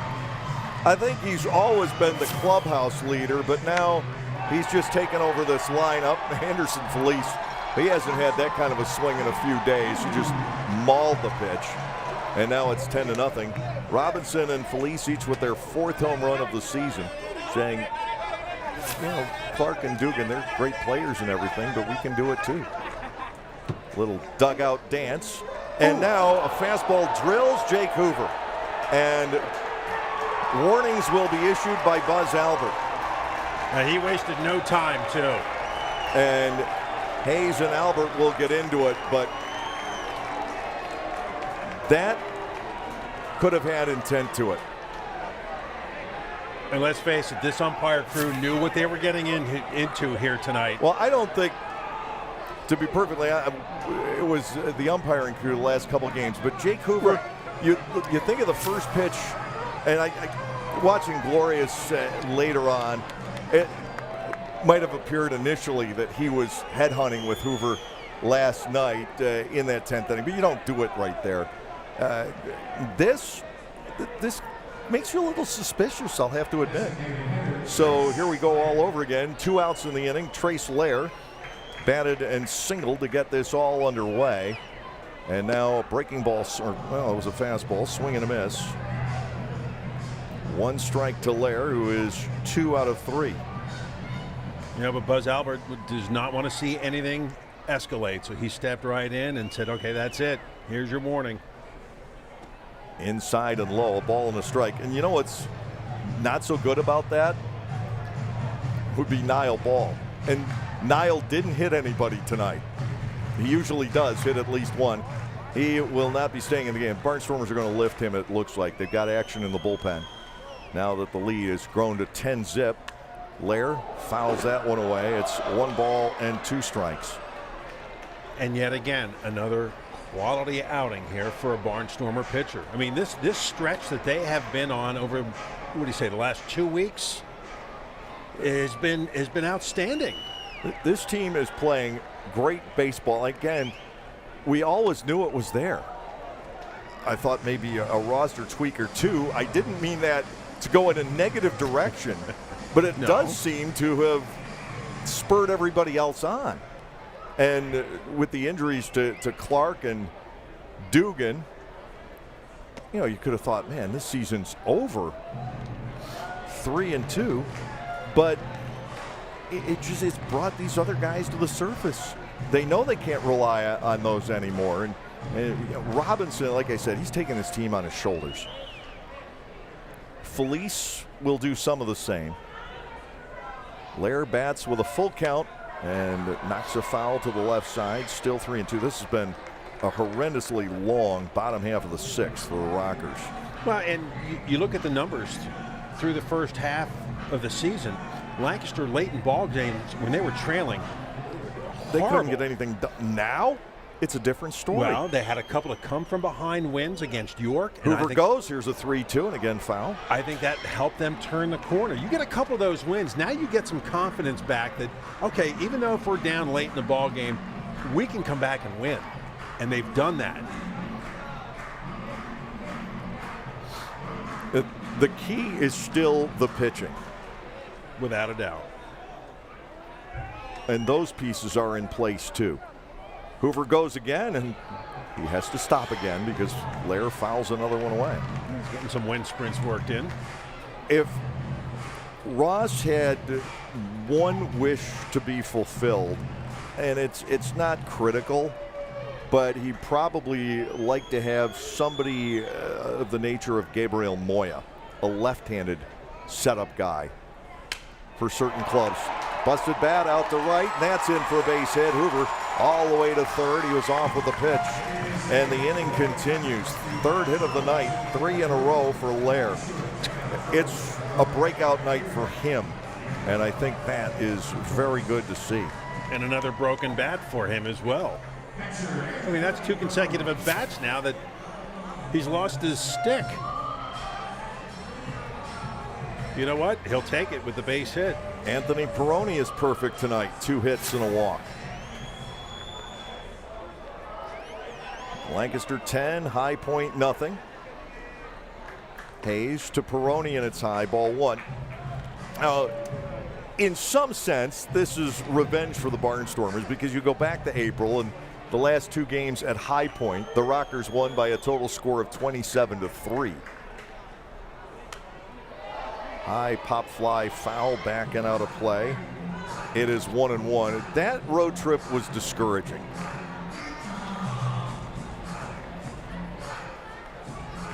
But so yeah, deep down inside, it's got to feel good. Dunston and Robinson, I can't say enough about getting Dunston in here and Robinson back out of just working a normal day job. What was out he in doing? Arizona. I don't even know. He said I was just working. Robinson, he's got new life. He's got new spring in his step. This is, I think, emotionally his franchise. As I said earlier, foul ball back, and it's 2-2. I don't know how Trayvon would do with the winners here, being from LA and Phoenix, but there's just something about the relationship that he has with this franchise that in some way, shape, or form, I see it being longer term. And I don't know exactly what form that's going to take. Here is the 2-2, high to Peroni, and we get to another 3-2 count, so Lair will be on the run. Kyle Mott had shut the Barnstormers down, but Bates and Hayes have not met with a great deal of success here in the 6th inning, and that's where sometimes losing the DH can really hurt. 3-2 to Anthony. Lair takes off, and this ball is cranked toward the alley, right center field. Gonzalez will get back to make the catch. It ends it, but the Barnstormers put a 6th spot on the board. They do it with 4 hits, no errors, and a couple of runners were left out on the bases. End of 6. Barnstormers are up big. It is 10-0.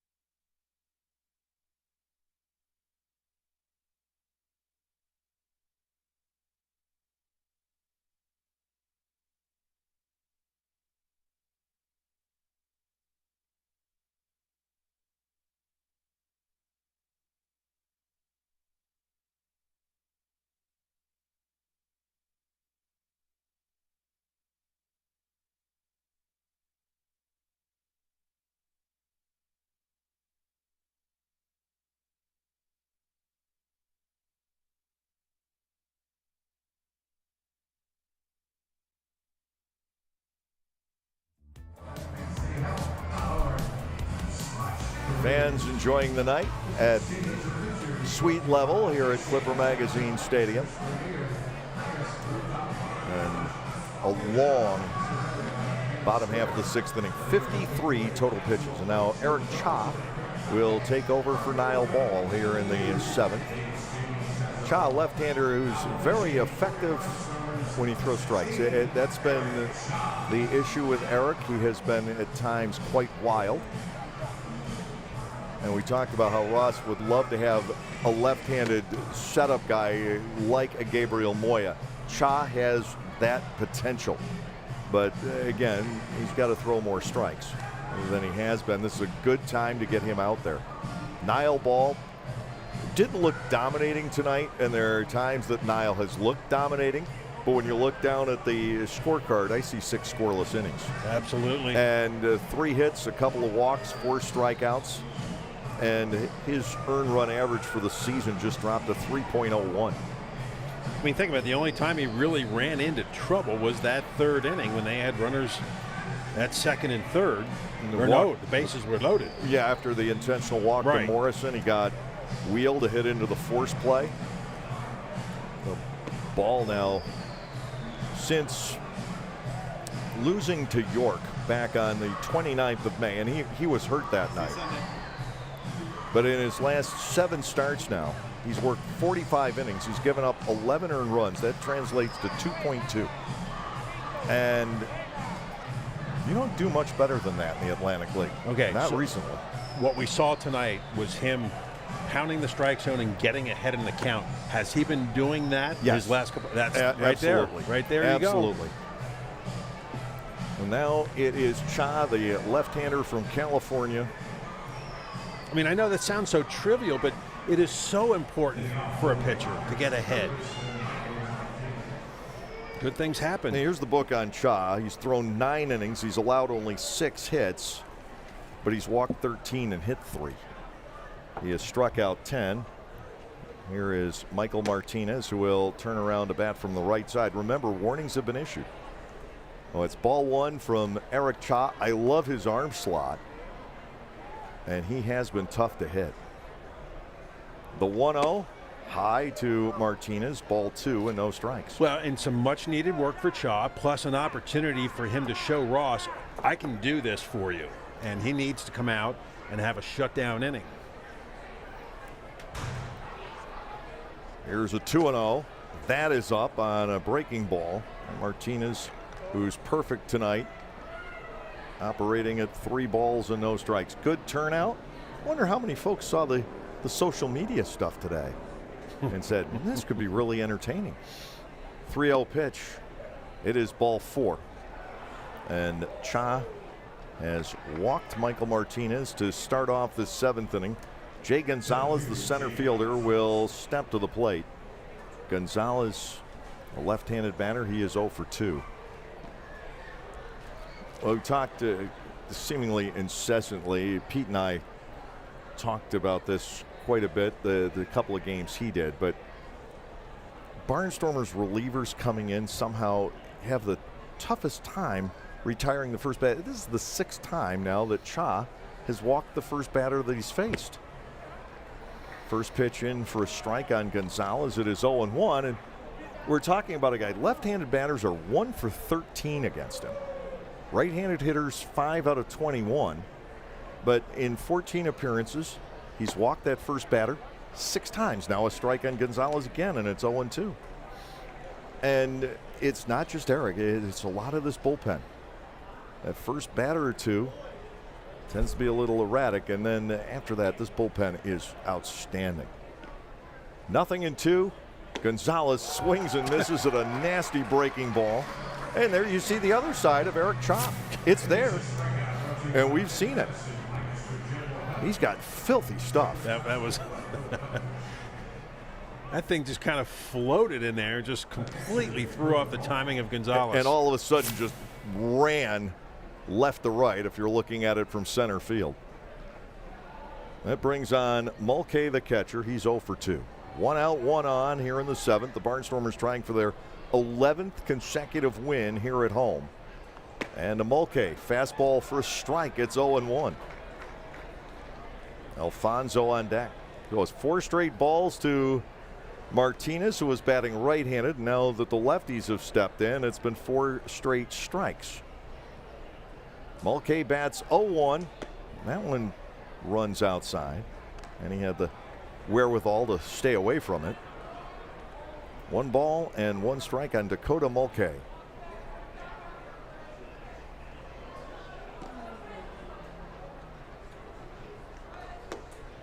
A second ball, down and away. 2-1. Mulcahy is 5'11", 225. When you look at the photo we have here on the video board, he looks like a slender guy. Something's deceptive there, because when you see him in the batter's box, yeah, he's built like a catcher, folks. Oh, yeah. 2-1. So. And Cha is upstairs for ball 3. And again, when you watch Cha, you know that there is something to work with. And as long as Ross Peoples and Mark Johnson have that feeling, they're going to keep guys on this staff to the best of their abilities. Ball 4 is inside. There's going to come a day, and it's not too far off, where the Barnstormers are going to have to surrender a pitcher or 2.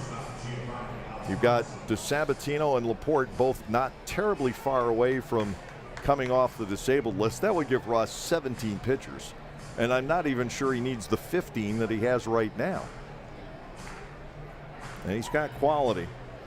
The batter is Giovanni Alfonso, stepping in with 2 on and 1 out. Alfonso has grounded to short, and he has struck out. 2 on, 1 out. It's inside and low. Ball 1 to Alfonso. Well, he's gone walk, strikeout, walk. And he's gone 4 balls, 4 strikes, 5 balls.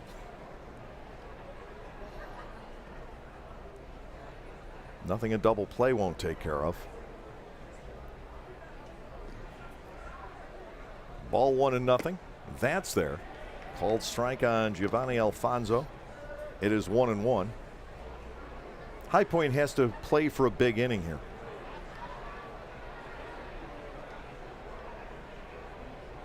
Taking advantage of this bout of wildness if they can. Alfonso in there at a ball and a strike. The pitch is off the inside corner, and a 2-1 count.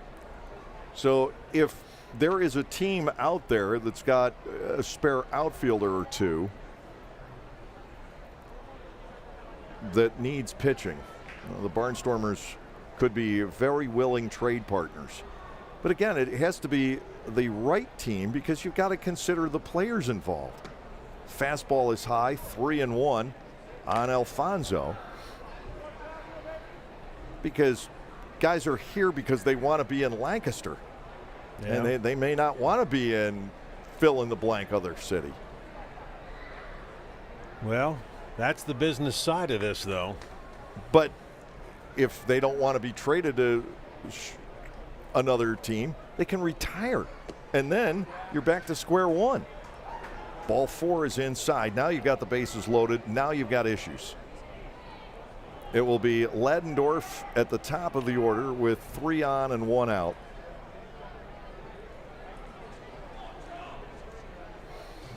And we're going to have a mound visit from Mark Johnson. First used by the Barnstormers tonight. No need with ball. Cha has walked 3 here in this 7th inning.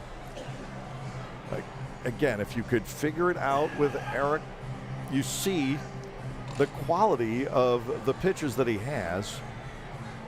And he knows his job is to throw strikes right now. Everybody knows that with a 10-0 lead.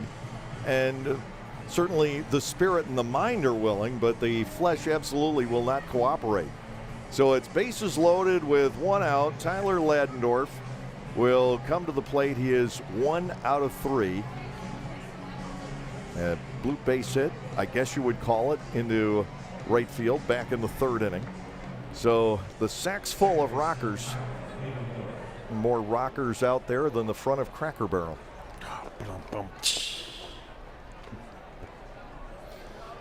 Okay, now we need that ground ball. Ladendorf stands in. Cha will go to work, and it's fouled up to the Sweets. No balls in the strike. A little surprised to see Ladendorf first pitch swinging there, but it worked for Trayvon, so why not?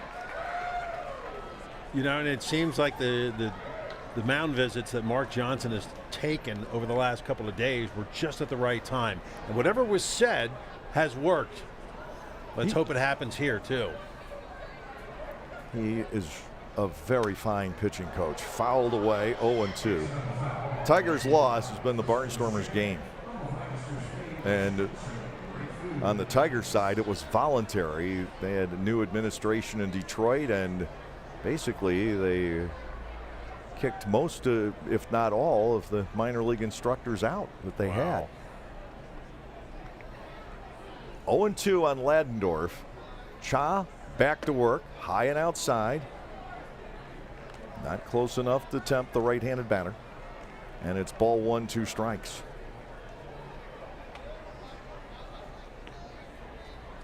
Barnstormers still need 8 more outs tonight. Here's a 1-2, taken low. Ladendorf wouldn't fall for that one. It could have been tempting. 2 balls, 2 strikes. Aklinski waits on deck.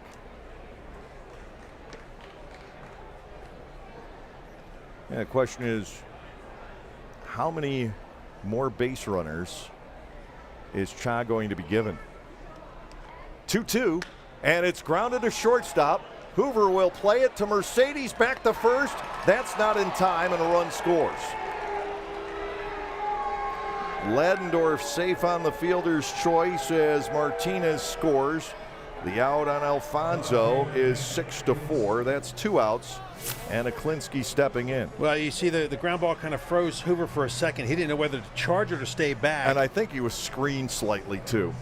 And that split second makes a difference. So for now, a 1-run inning with Aklinski stepping in. He's 1 out of 3. But that second out here, I think, is important for Cha and important for the Barnstormers.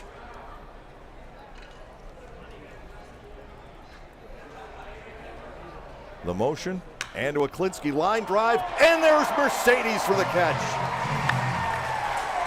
Lightning quick reactions, and Melvin latches on. The Barnstormers are out of the 7th. 1 run, no hits, no errors, 2 left, and at the stretch, 10-1.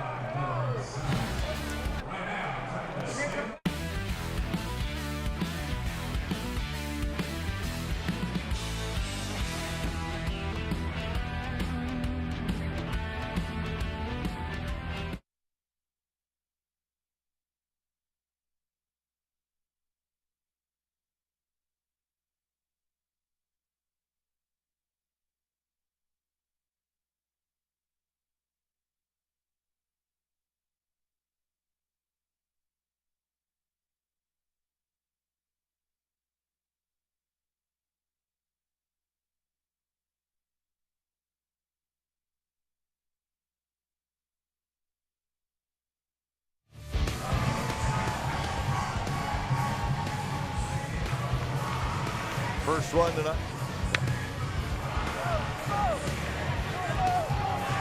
Melvin Mercedes with the second of his 2 hits tonight made it 2-0. And the Barnstormers have stayed on the attack. They had 4 hits in a row back in the 4th to make it 4-0. And then Trayvon unloads a grand slam to right center field, 9-0. And then a little bit of an Anderson Felice cherry on top of the Sunday with his solo shot to make it 10-0. High Point just reached the scoreboard, and we are 10-1 going into the bottom half of the 7th inning.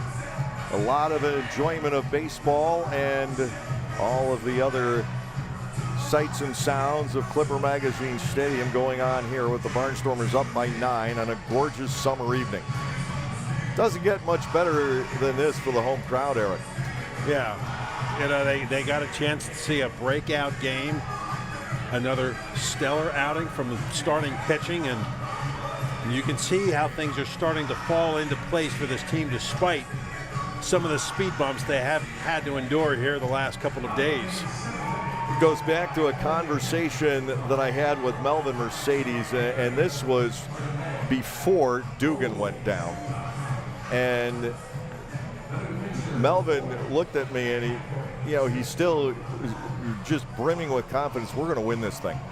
I said, Melvin, it will be, considering all the adversity that this team has gone through over the course of this season, that would be just the sweetest win of a half I think you could ever possibly have.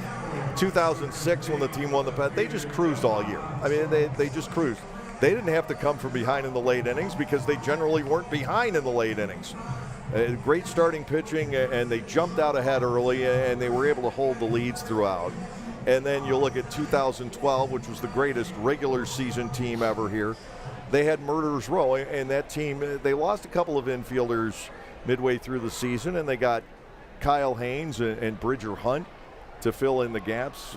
They weren't Tiffy and Pedraza, but they were very, very fine utility players. There's catcher's interference on the foul ball by Devon Torrance, so he will go down the first, second time we've seen that in this series.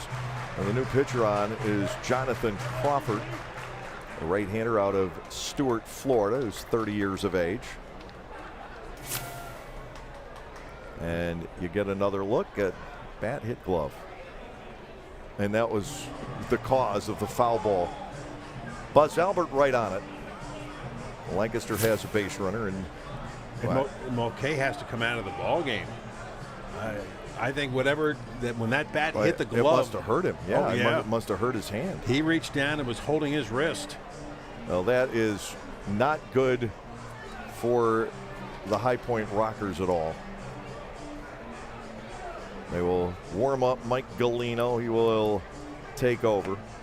And I think, these are two franchises, two ball clubs that have a great deal of respect for one another.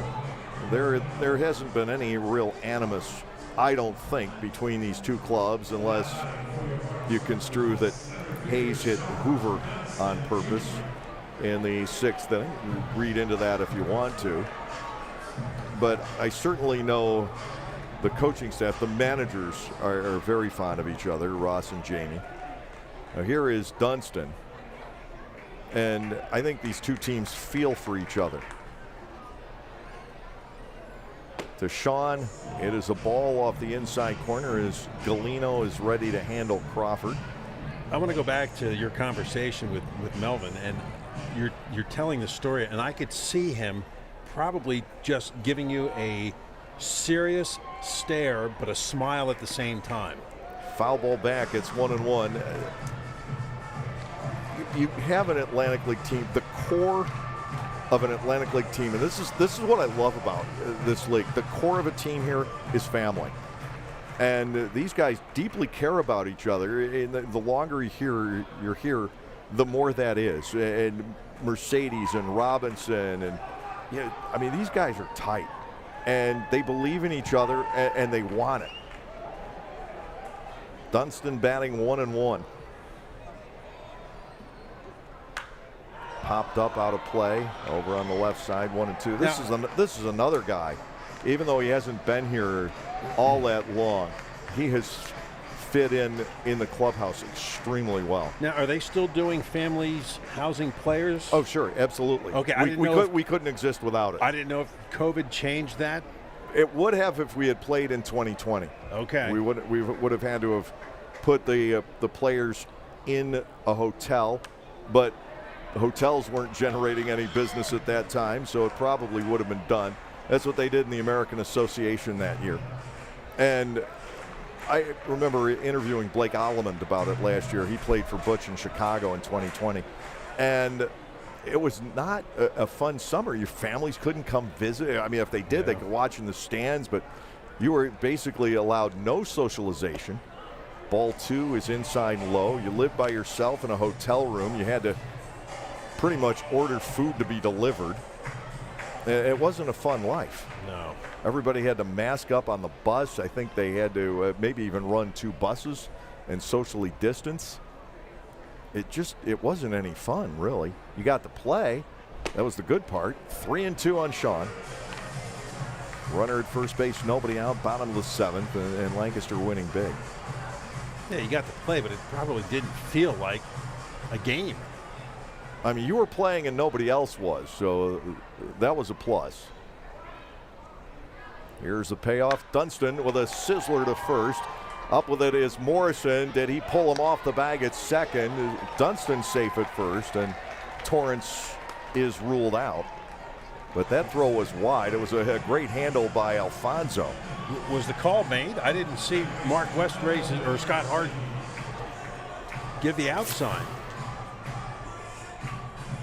Well, Torrance waited to make sure. Morrison with that throw to second base, and we'll take a look at it. And it was close enough. Close enough. Dunston safe at first. Here's Mercedes. He's been on 3 times. A 1-out base runner. Crawford to Melvin, and Mercedes was shooting for number 6. It's the only thing he had in mind with that swing.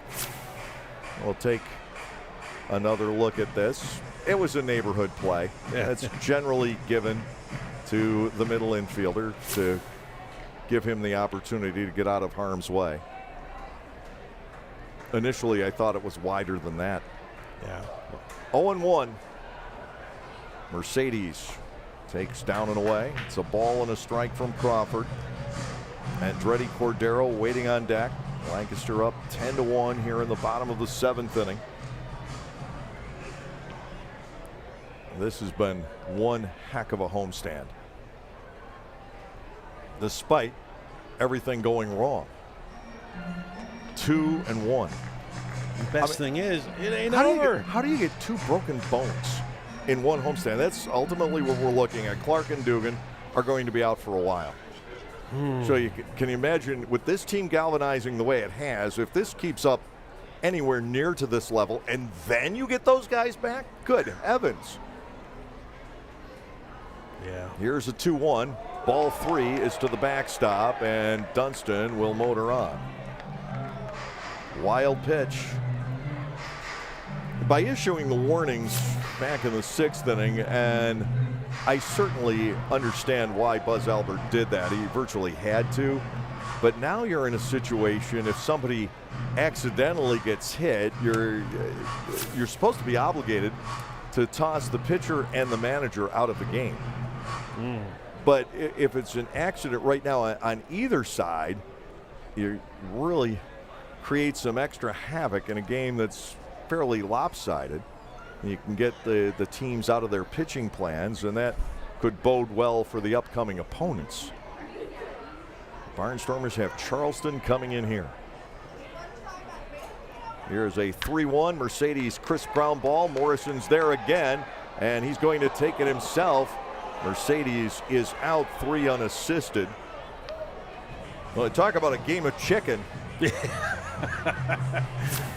was like a semi, and I hate to say this, a compact car in the same lane on the highway, and both going at full speed.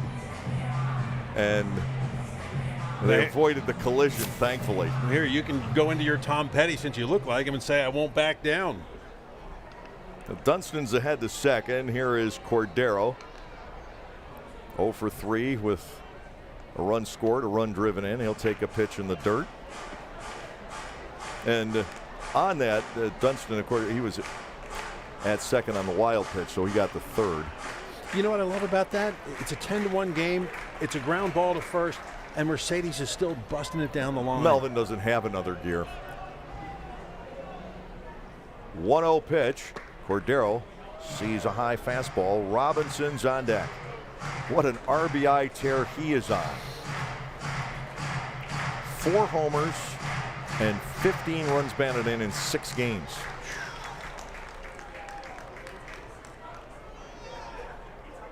(2-0) to Cordero. Crawford will deliver, and that's a base hit into left. We're at 11-1. Steady Andretti. There you go. His now 63rd run batted in of the year. We were talking just the other night before Dugan got hurt about having twin 100 RBI guys and the potential of that. Well, we're not going to see it with Kelly out for a while, but Andretti Cordero still has that chance, and it's just come little by little by little with him. Here is Robinson. He hit the grand slam his last time up. Fastball comes up and into him. Ball one, no strikes. Only hit tonight. Robinson had not looked good against the starter Evangelista or Mott. But he sat on the first pitch that he saw from Hayes, and he trashed it. So everybody has scored tonight except for Peroni. But on the upside, Peroni's been on base 3 times tonight. So everybody contributing here tonight for Lancaster. 2 balls and nothing. They're not bothering to hold Cordero with the 10-run Barnstormer lead. Now 3-0 to Robinson with Felice on deck. Crawford, hard thrower out of Stuart, Florida.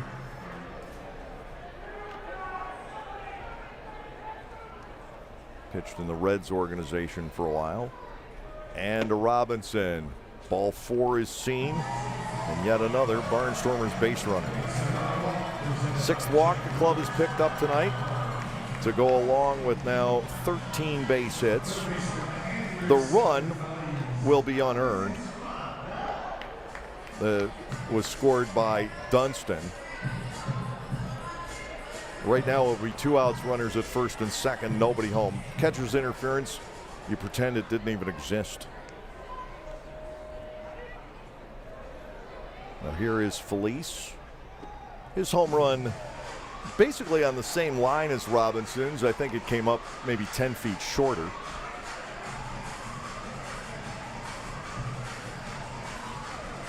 Fourth homer this year for Anderson.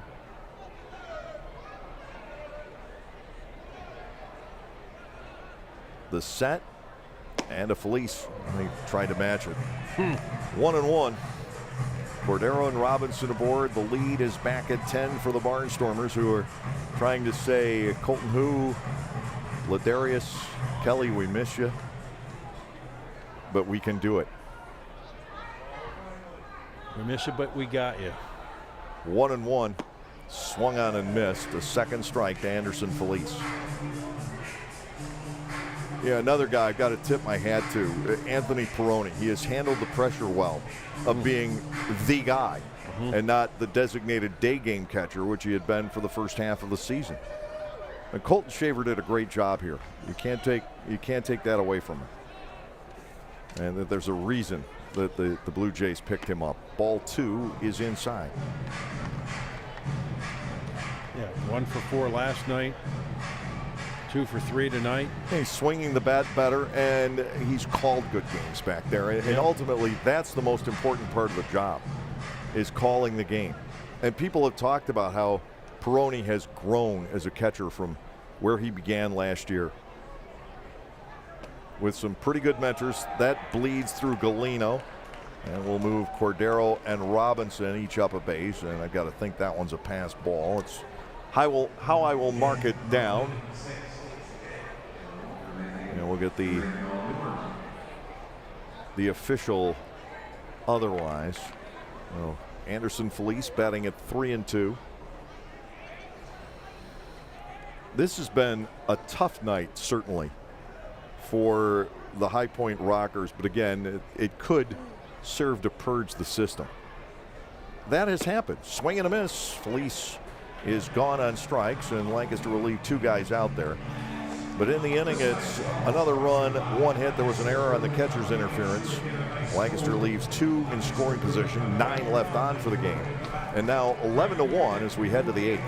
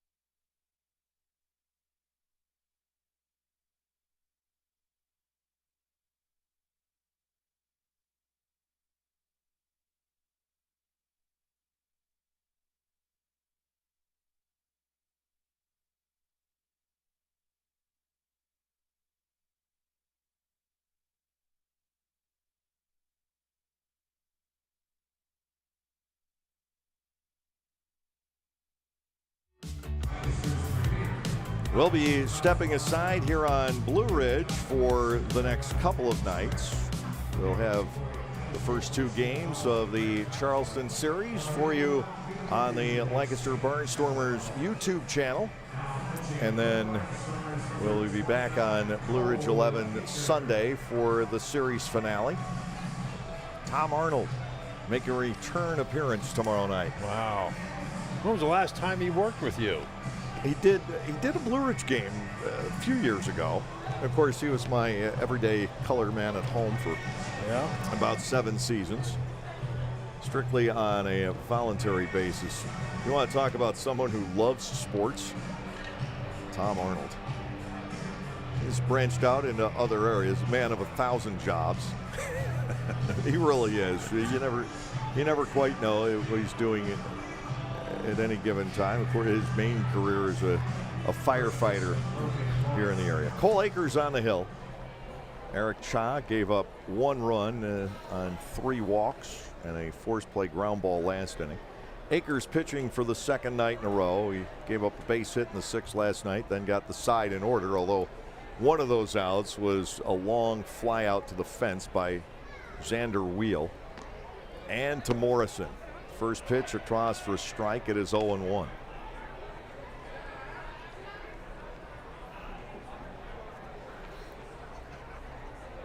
The Rockers are 6 outs from starting off the second half 0-8. It's tough to climb out of that. Swing and a miss, 0-2. And this guy, I think, at the top of the list of having a very frustrating series. He did homer last night.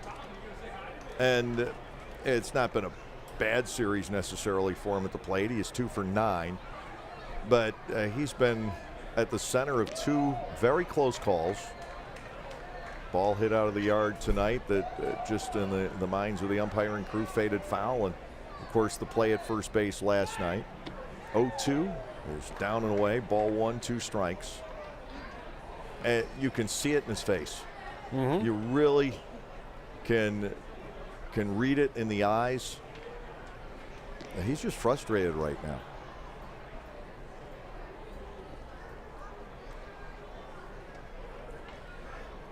Morrison batting 1-2. He did get picked up by Cincinnati last year. Spent some time at AAA Louisville.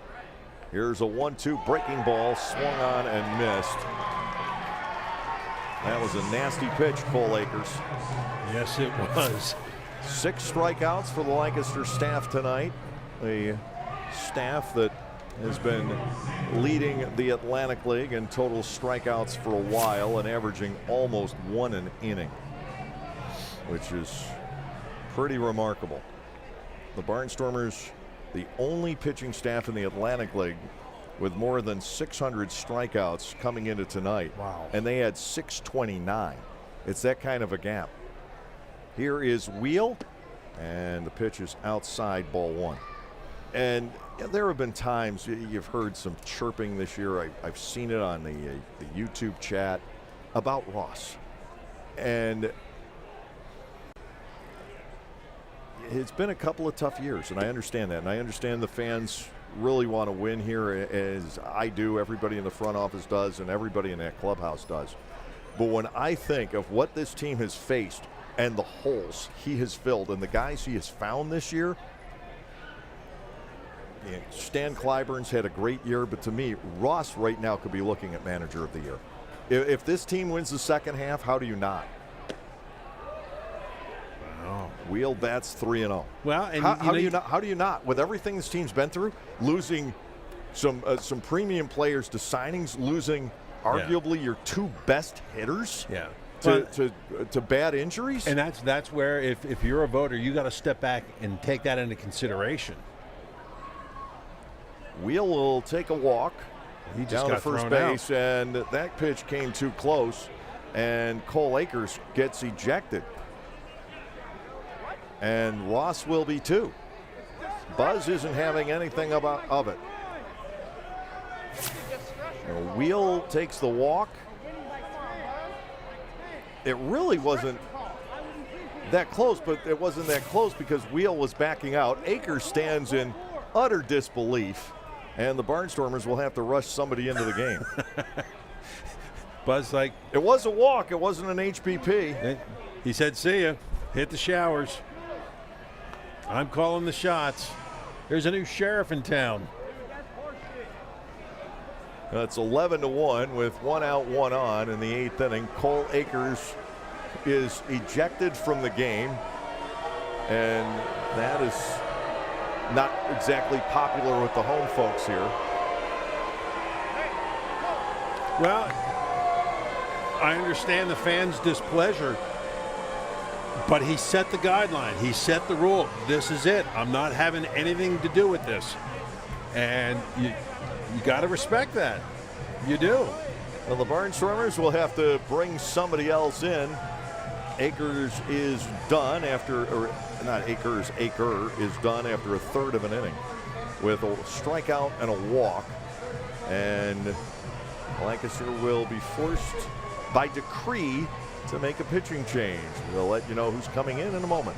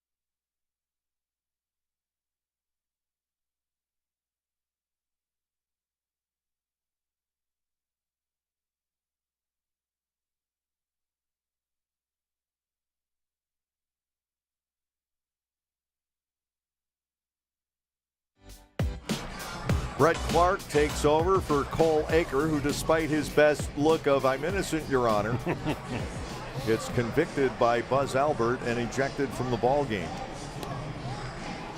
Clark is on, and another guy who has just been magnificent out of the Lancaster bullpen. From Phoenixville, Pennsylvania. Again, you talk about the possibility of trading a pitcher here. Well, Clark, a guy who pitched for Charleston a year ago, loves it here in Lancaster. He's not far from home. Everything's gone well for him here. So if you're playing a Stratomatic game with trading cards or whatever, you could swap things around. But we're talking people, we're talking lives. Yeah. And you don't want to disrupt that. Quincy Lattimore will now pinch hit for the Rockers with 1 out, 1 on in the 8th inning. Aker finding the one way not to face 3 batters when he came too close to the second one. Did Wheel see that coming? I mean, he was backing out on the 3-0, which I just think he was going to do because he was automatically taking. Runner takes off for second. That will be defensive indifference in the 11-1 game. Strike called on Lattimore. It's 0-1. Well, and just going back to that pitch. Clark with a breaking ball smoked into left field by the pinch hitter. Stopping at third will be Wheel. Lattimore with a clean base hit. Breaking ball hung a little bit, and Lattimore knew what to do with it. And now it will be Michael Martinez, who's perfect for the night, as the Rockers threaten to get a bit closer. First and third now with one out. Yeah, that pitch hung. Lattimore all over it.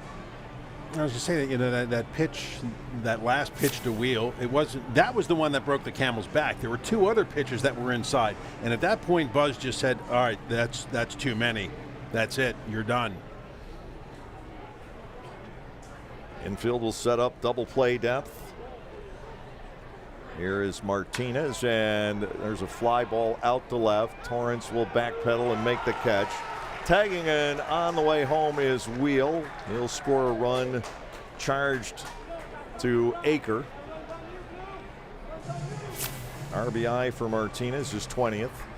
It's now 11-2 with 2 outs, and Jay Gonzalez stepping in.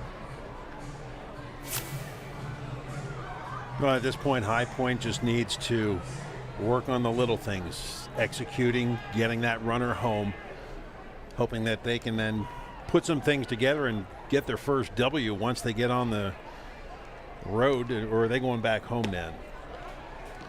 Pitch for a strike called. It is 0-1. Well, they've got this crazy bounce all over the place schedule facing them. They're home against Southern Maryland. Now keep in mind, from here it's a 7-hour trip down there. You think they go home, you think they'd be home for a while. They spend the weekend at home, turn around, and then they go to Lexington for 3. And in Lexington, they play noon games on Wednesdays and then Thursday nights. So you've got the overnight travel back. Now, the better part about that this year is where teams are staying in downtown Lexington, which is one of the best downtown areas I've ever found myself in. The hotel's right across from Rupp Arena. Yeah. It's a great downtown area. So you have that Wednesday night off. You can do a lot of things. Ball 3 is high and outside on Gonzalez, 3-1. But then they go to Lexington. Then they go back home for 3. Then they go back to Lexington to play the Genomes. And from there, they go all the way across to Southern Maryland. There's a foul ball, 3-2. And from there, they come home to play Kentucky. Then they go to Gastonia. That's not far. Then they truck up to Southern Maryland again. Then they go home for 3. Then they go up to Charleston and back to Gastonia. Then finally, they have a lengthy homestand in early August. What'd they do to tick off the schedule makers? What did anybody do? Yeah, it's sort of a kind of a running joke in this league. It's all about the Ducks. I mean, there's just I think it's pure envy to get a team that's been to the championship series 5 years in a row. Well, it's not, because you want evidence? There's another foul back and another false start for Lattimore. Long Island this month has to go to Lexington 3 separate times, 2 of them coming straight back home. It's a 13-hour plus trip, depending on the traffic around New York City and what time you hit it. Anytime. The city and its traffic never sleep. Runner goes again, 3-2. A check swing, he did not go. Gonzalez takes the walk, and we'll see Mike Galino bat for the first time. 11-2 here in the top of the 8th inning, and a ball game that has started to just plod along very sluggishly here for a couple of innings.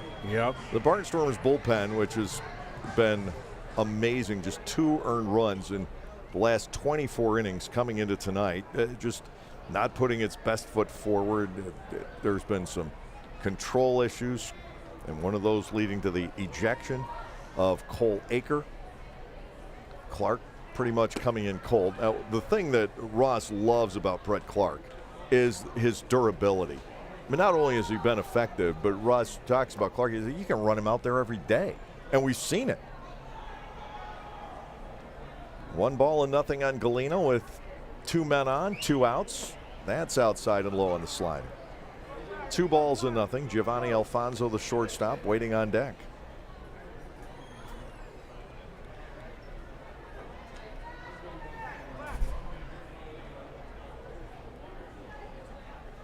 Yeah, the flow of the game since last inning has come to a screeching halt. Here's a 2-0. He reaches out and punches a foul into the backstop because does Galino. And we have a count of 2 balls and 1 strike.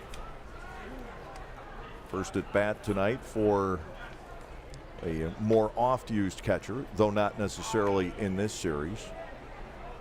Galino at 276. He has a homer. He's driven in 12. Clark's pitch, swing and a miss, got the fastball by him, and it's 2-2.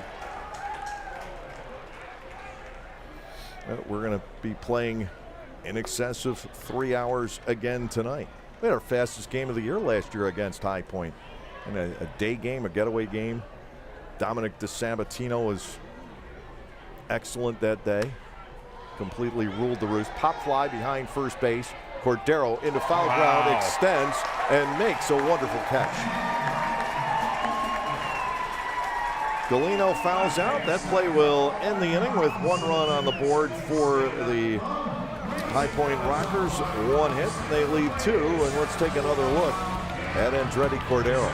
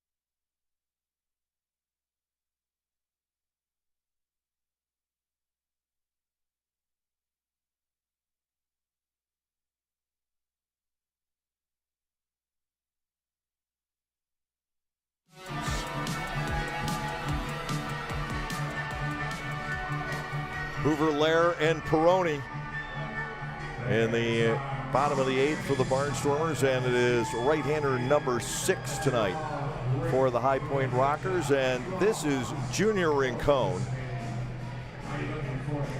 Rincon was the guy on the mound here 2 nights ago when he threw 12 straight balls, and Frank Viola, in the midst of all of that, got the heave-ho from P.J. McConville. And with warnings having been issued and 1 ejection of a pitcher already having taken place, only 1 false move from Rincon, and it could happen all over again here. Oh, geez, let's not even go down that road. Junior Rincon, former Barnstormer a year ago, ended up at West Virginia for the remainder of the year, and a one-time York Revolution closer. And this guy's got great breaking stuff. Again, for Junior, it's a question of throwing strikes. He can really be hard to hit.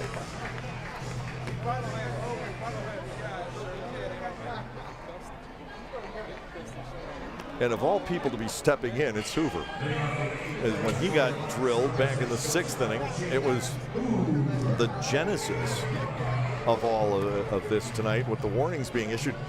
And if you just saw tonight's game and you thought, well, there's been problems in this series, you would think it was the Barnstormers and the Rockers having issues with each other. It hasn't been, not until tonight. And Hoover got plunked last night. He did. That was scary because it ricocheted off his helmet. 1 out of 3 with a run scored for Hoover tonight. Couldn't hold on swing, but the pitch got the plate anyhow, and it's strike 1. 11-2, Barnstormers leading. Hoover, Lair, Peroni, the 6, 7, and 8 hitters. due up in this bottom of the 8th. Fastball missing, and it's 1-1. I think there's a good chance that we'll see Tyler Hill catch, if not tomorrow night, then certainly sometime over the weekend against Charleston. But why do it the last day? I think it'd be one of the next 2. Because then you have the day off on Monday. Called second strike. It's 1-2. Charleston gets to enjoy Lancaster then, to spend the off day here. Out at the Heritage Hotel. Swing and a miss by Jake. He's gone on strikes. We have 1 out for Rincon here in the bottom of the 8th inning. Lair will step in. Trace has 3 hits tonight. I'd love to see that. So do you find that opposing teams kind of ask you, say, hey, what's a good place to go to on a day off? I figure when this has happened before, teams that come in here, they'll want to go to Hershey Park. That's very popular. They'll try to find a way to go there. They may take the team bus there. It's certainly one of the options. And for a group of young guys, that is clearly a viable option. That's probably the most popular. 1-0. And to Lair, it is 2-0.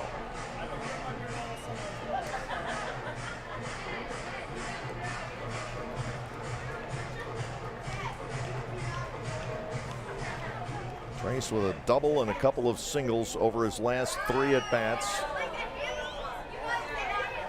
Rincon is ready to go. 2-0 pitch is high. Lair now with the possibility of reaching for the 4th straight tie.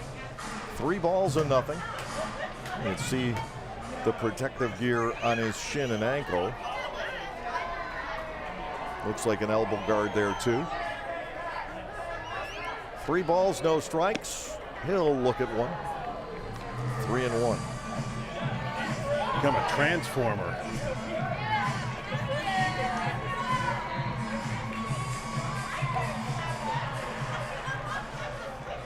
Three balls, 1 strike to the Barnstormers DH here tonight. Rincon comes back, and it's smoked to his own dugout. 3-2. The count to Lair. And Charleston coming in tomorrow. The Barnstormers with Brooks Hall on the mound. He has a record of 2-1.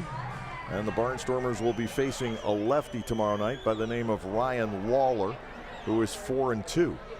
3-2 pitch. Lair fouls it away. And then Cameron Gann against Gavin Wyman on Saturday. We've seen Wyman with another team earlier this year. And then Eric Manoah will go on Sunday against a lefty in Derek Adams. 6:30 times 2, and then 1 o'clock Sunday afternoon. To Lair, 3-2. He'll get the walk.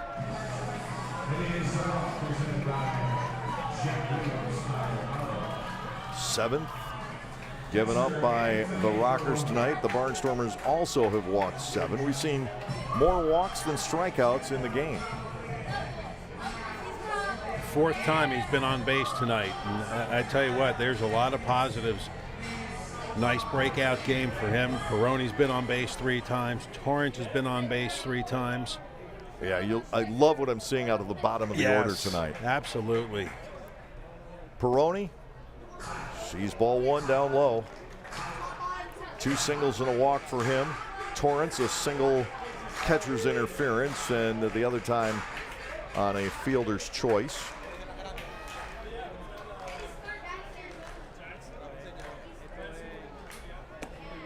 Breaking ball for strike 1-1.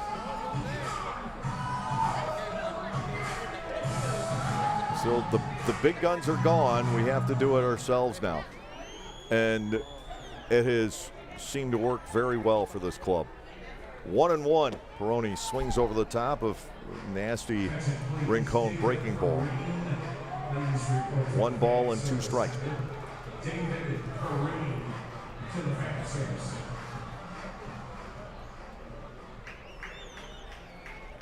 Blair not being held at first and also not taking any liberties in the dirt. A nice stop by Galino.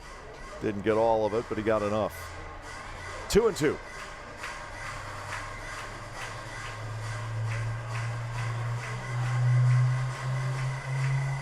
Talked about Rincon working on that Bryant Nelson Award for the number of teams he's played for in this league. Is he still playing? No. Though I'll bet you he could. Here's a 2-2 partial swing. Peroni went too far. A couple of strikeouts now for Rincon here in the bottom of the 8th.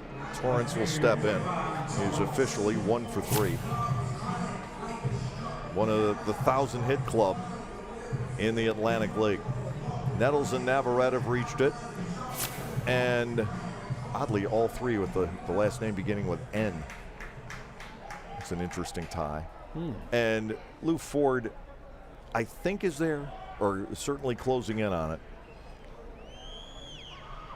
To Torrance, he takes a strike. Maybe he's going to keep playing until he gets to that. Hits are years. Which comes first? The 0-1. Oh, Torrance backing out from an inside low breaking ball. 1 ball and 1 strike. And the plate to be dusted. You look at Trace Lair. Certainly a nice night for him. And he's got to be excited about it. He knows he's been struggling, not having the season at the plate that he would like or that anybody expected, but tonight could be quite the beginning. To Torrance, here's the 1-1. Devon went too far on it. It's 1-2. They're getting a little hyper anxious against Rincon, and you know Junior's got that great breaking stuff. He can be devastating with it if he's throwing it for strikes.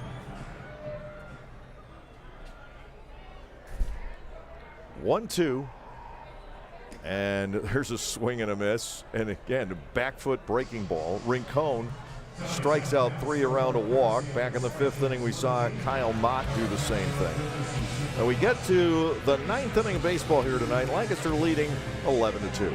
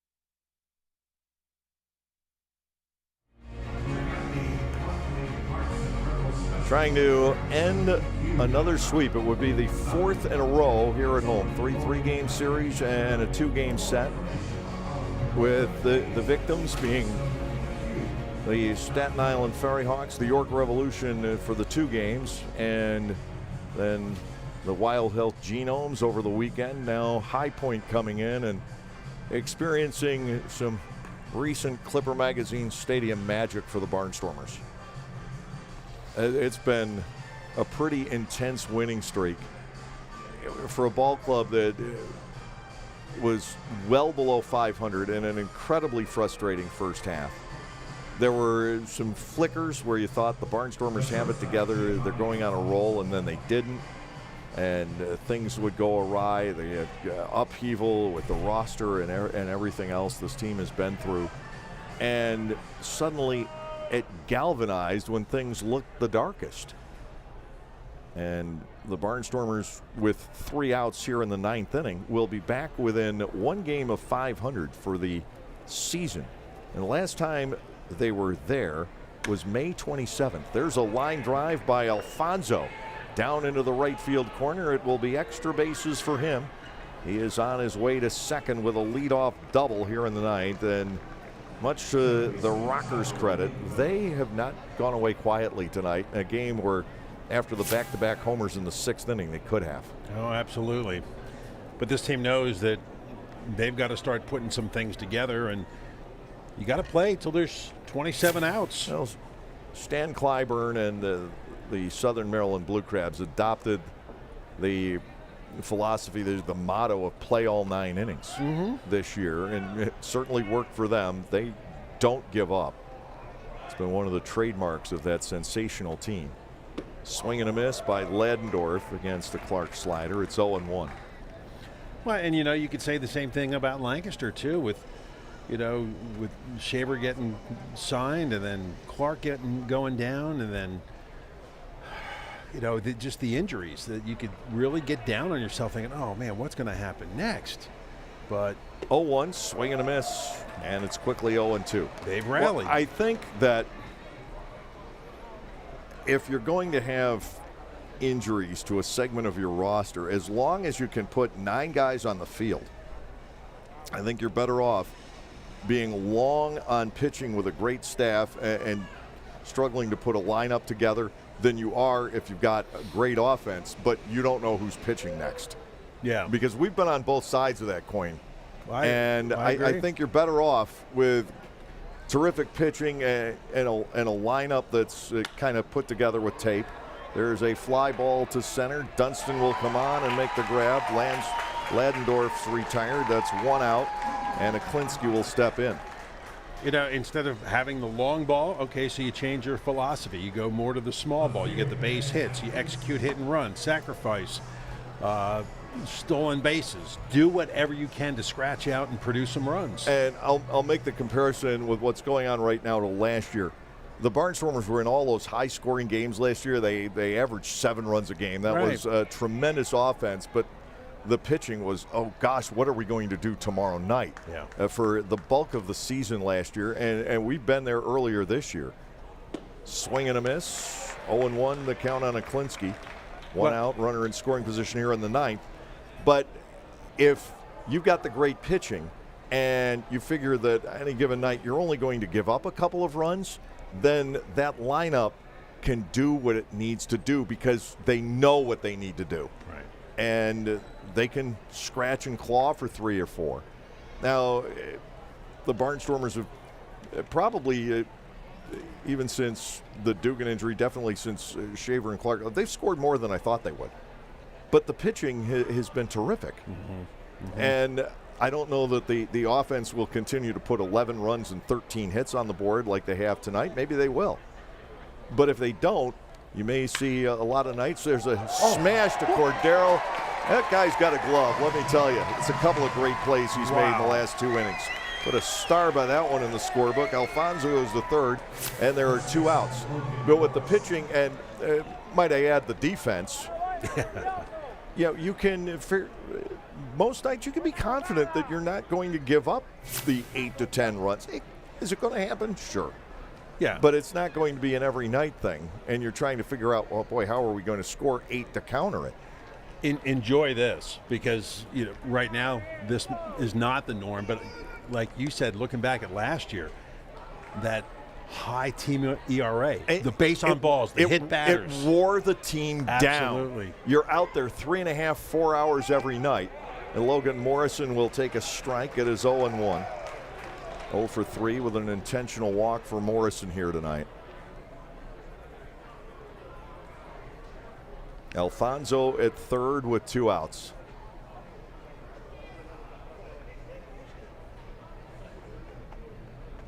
Clark fires high. He's working out of the full windup with 2 outs and the runner at 3rd.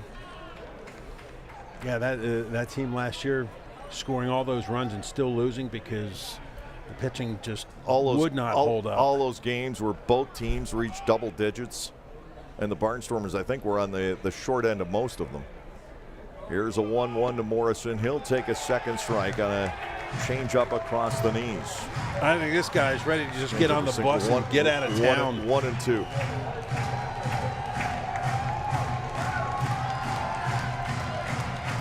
he hasn't said anything tonight. He hasn't thrown any kind of a fit, but you can kind of see it in his face. You can see it in his body language a little bit.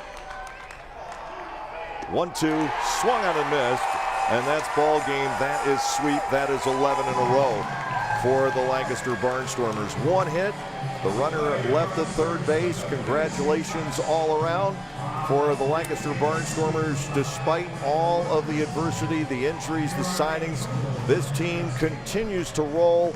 Pitching, defense, and now some other guys contributing to the offense. This really could be the beginning of something very special here in 2022. So the Barnstormers fake celebrate. We have a lot of air fives going on down on the field. It's 11 straight here at home. Next up, the Charleston Dirty Birds. They will be in for 6. We'll be back with you on Sunday at 1 o'clock here on Blue Ridge 11 for the third game of the 6-game series. Now for my partner Eric May, the folks in the truck and the folks on the cameras and all the cast and crew here at Clipper Magazine Stadium, I'm Dave Collins. Have a great evening, everyone, and we'll see you at the ballpark.